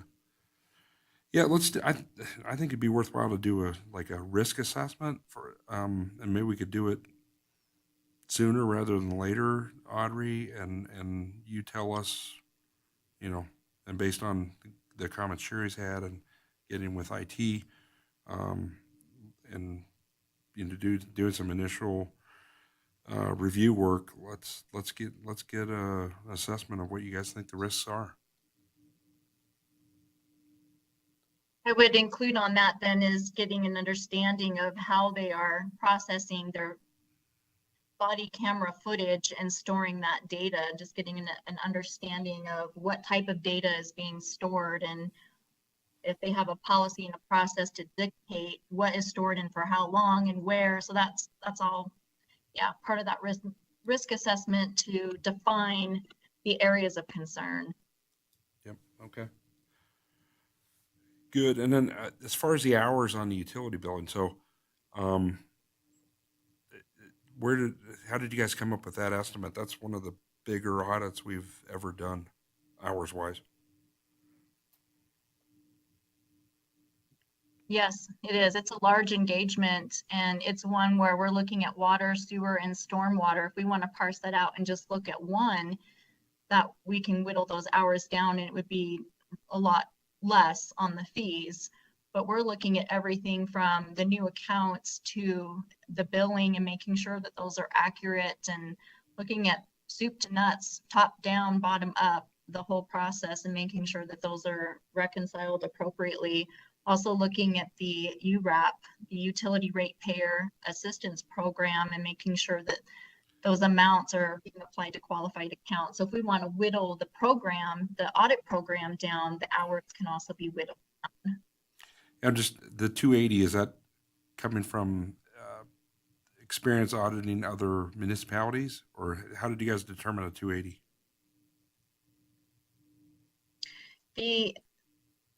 The other utility billing engagements we've performed have actually been more than this. Okay. This is one of the least amounts that we've charged, recognizing the budget, but we want to make sure you have adequate coverage over the process to ensure that the internal controls are effective and efficient and they're operating completely and accurately. Okay, no, good. If you'd like us to go in and maybe do a preliminary scope of that and look at it from a different perspective, we can. I don't ever, I think I've been on this committee for 6 or 7 years. I don't ever remember us doing anything in this area, and, they're on a new system. So I think it makes sense to kind of do the whole soup to nuts thing. So, I would I'm in agree. agreement. I was just wondering how it was determined. I think the one thing you can probably not worry too much about is the URAP program, just because we work with Fish on determining who's eligible. So we don't determine who's eligible. So Audrey Fish is a nonprofit helping lower income folks in the community here. So Thank you. Audrey, just off the top of your head, if we were to do how many hours would you estimate a initial risk assessment of the body worn video equipment? How many hours would you dedicate to a preliminary risk assessment of that area? No more than 40 hours can give you what you're looking for here. Okay. Go ahead, Jim. So I just looked it up real quick. NRS 289.830 is the statute that deals with body worn cameras. They don't call them that, but that's the body worn camera statute, and it requires all jurisdictions to come up with policies and a list of things that must be in that policy. And it does have the only thing it talks about with time is that you have to keep it for 15 days. Okay. So it must be kept for at least 15 days. But beyond that, it's part of the policy. So I think that what we need to look at as part of the risk assessment is what are the policies, and is there wide discrepancies in the policies between the different units of the city that are using these portable cameras, and then maybe that does lead into a bigger a real audit. But I think I would start with the risk assessment and the statute. And is the city even in compliance with the statute, which requires the policies that list all these different things? I think that's a great place to start. Great. Any other comments, questions? Did you guys want to table the rest of the budget for now until we have the risk assessment, or did you want to do a different audit for let's table it. 23? Let's table it and see what we got there. And the sooner we could do that risk assessment, the better. It'll help us determine what we got left, if any, for the rest of the year. Okay. Any other comments, questions on the audit plan? Okay, let's see where we're at on the agenda.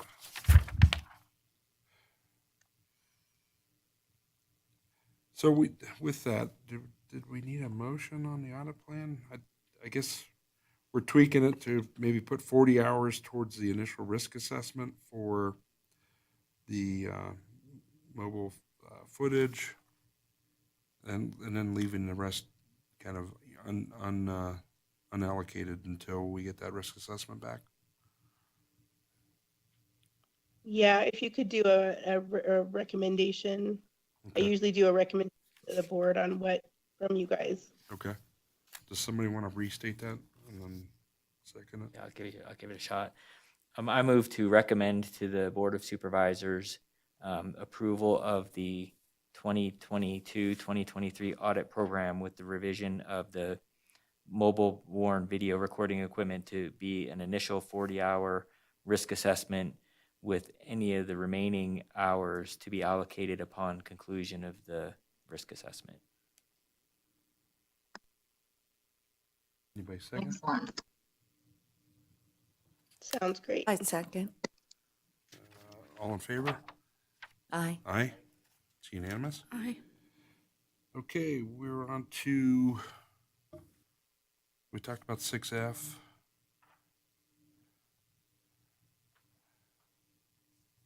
Yeah, I think we covered both 6E and F with that discussion, right? So 6. So F is the agreed upon procedures, right, for the utility Oh, billing? yep. Yeah, you're right. Sorry. We're looking at the utility billing audit and agreed upon procedures, which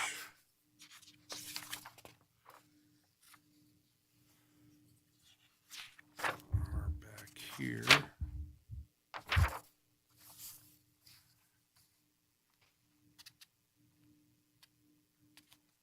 Page is 107.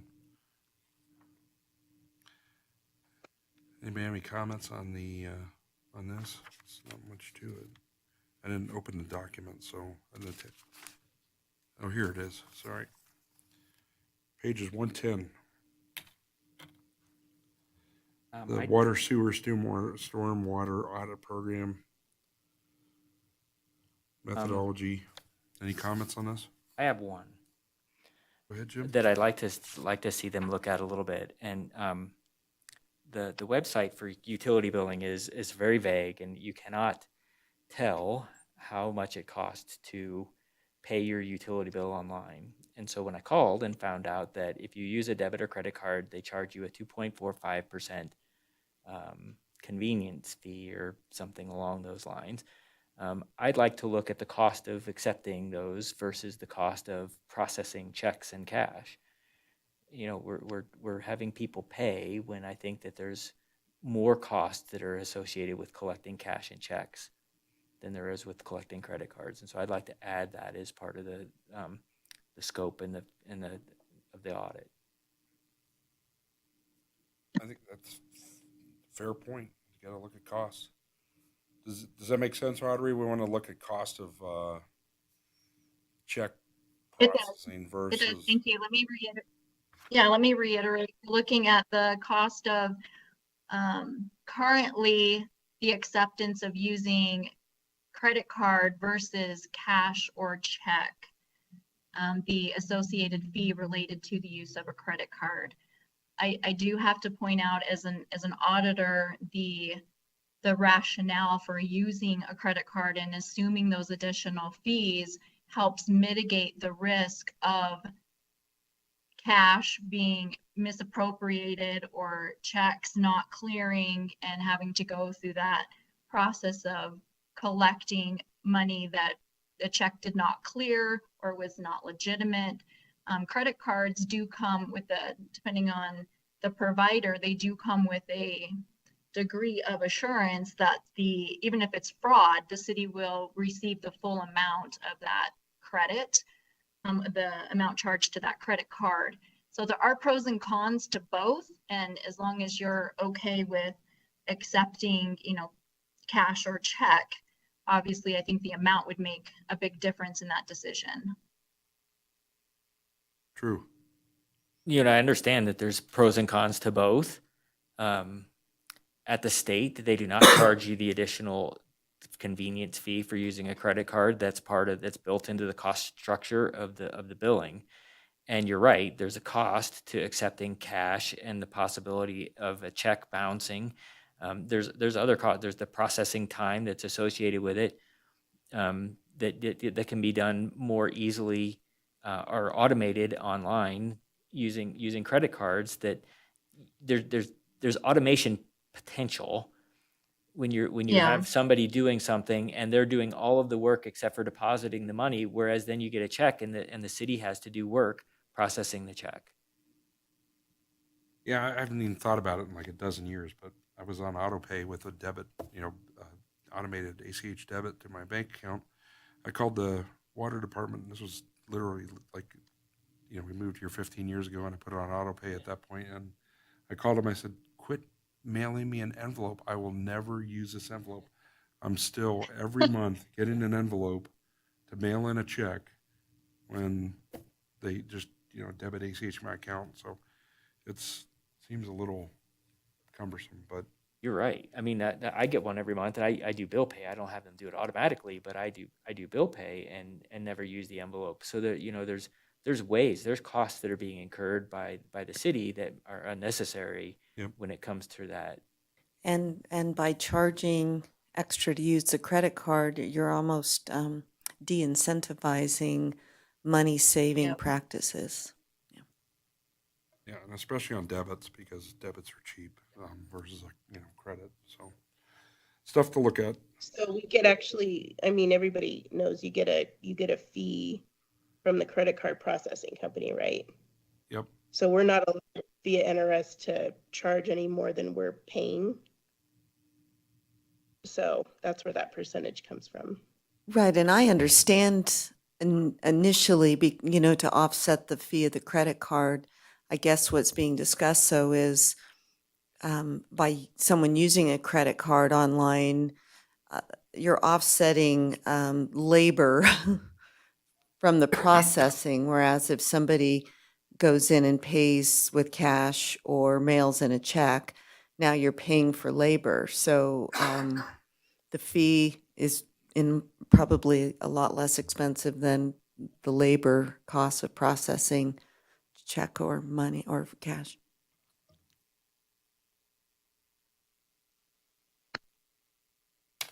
The other thing too, Sherry, you mentioned URAP, and I don't understand the tie-in with fish and how that all works, but maybe you could explain. Maybe that's a step that we don't need to include as much work on.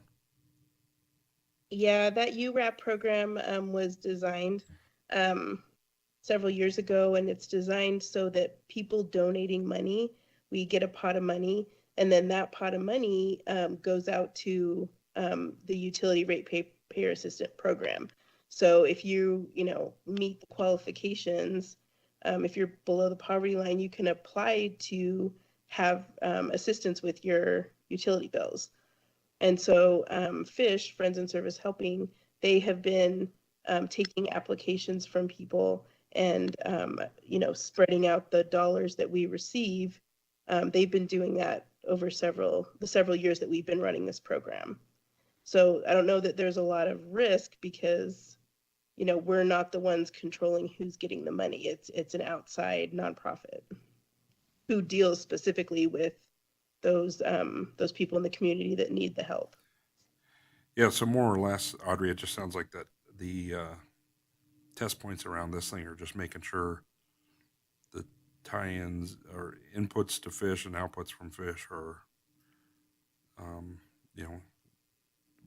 working the way we hope they'd work. Gotcha. Well, and I think here too, you have people who are donating for a specific purpose. I think it's inherent upon the city to ensure that the money that is being donated goes to that specific purpose. Yeah, there's a specific account designated for it. But yes, agreed. Audrey can look at that. Yeah, fish doesn't control that account, right? They just control where. No, we do. We Okay. tell FISH how much the dollar amount is. Okay, good. Yeah, just the total, and then they spread it out. Okay. Any other questions, comments on this audit program? Looks pretty good to me. So can I get a motion to move forward with the audit program with the comments that we brought up on costs around payment processing, interactions with fish? And I think that Yeah. about narrows it down. I would move to direct Ide Bailey and staff to proceed with the utility billing agreed upon procedures as discussed on the record, including the addition of the costs related to the acceptance of both checks, cash checks and credit cards, as well as a review of the fish involvement in the URAP program. Good. I second. All in favor? Aye. Unanimous, thank you. Next item is 6G, so discussion regarding the fiscal 2022 audit program update and hotline activity. This 2022. one's all Audrey. Sorry, Sherry? This one's all Audrey. It's the update of the hotline and This one's all me. I will take it from here. I Before we have no begin, news. apologies, this is Jessica with IT again. Before we begin, we will be disconnected in about 2 minutes and it'll take about 20 seconds, 30 seconds to reconnect. Sorry about that. No worries. I just need about that time to give you an update on the fraud, waste, and abuse hotline, which we have nothing to report.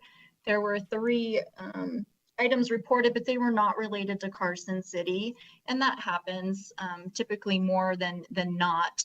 We find that individuals are calling in to say somebody has been using their social security number or tapped into their benefits.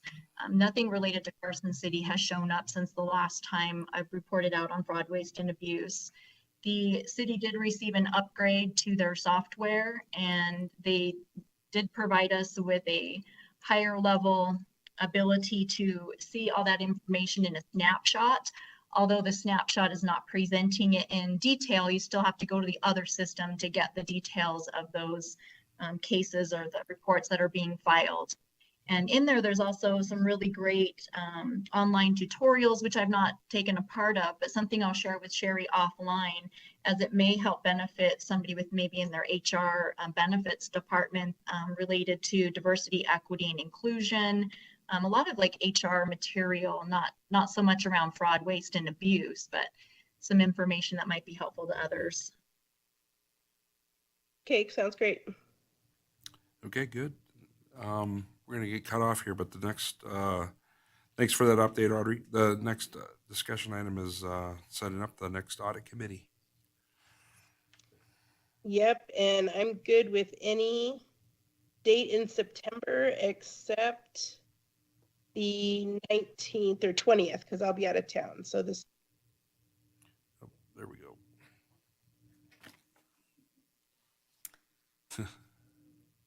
Yeah, I'm out of town the 18th on, or the 16th on, so I'd be available anytime before then. In September, you mean? Okay. There we go. Thanks for waiting. We've let the host know that you're here.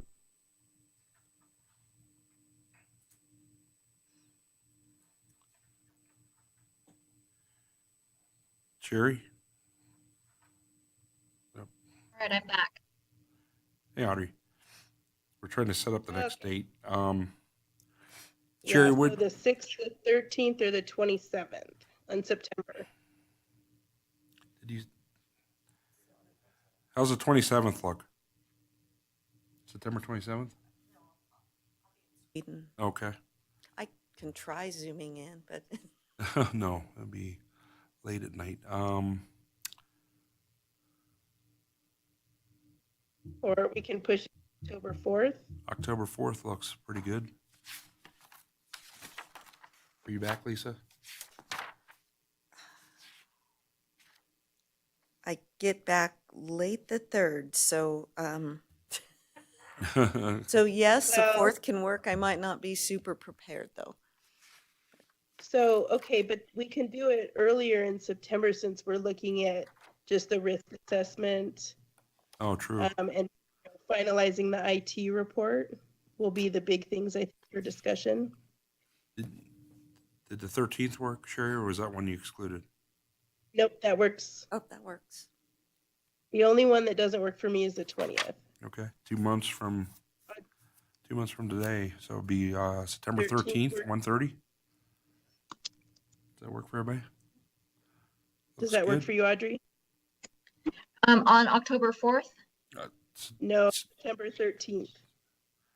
I'm sorry, October 13th, September No, 13th. September. September 13th. Thank you. Yeah, that works great. Okay, Perfect. So September 13th, 1:30 start is the new date for the next quarter meeting, and we're getting close to wrapping this one up. So did we have any public join on the line? There are no callers on the line. Okay, thank you. And with that, thanks for everybody's input today, and this meeting is thank adjourned. you for Thank you. indulging me at home. I really appreciate that, Oh, you no guys. problem. Hope you feel better, Sherry. Yeah, Thank feel you. better.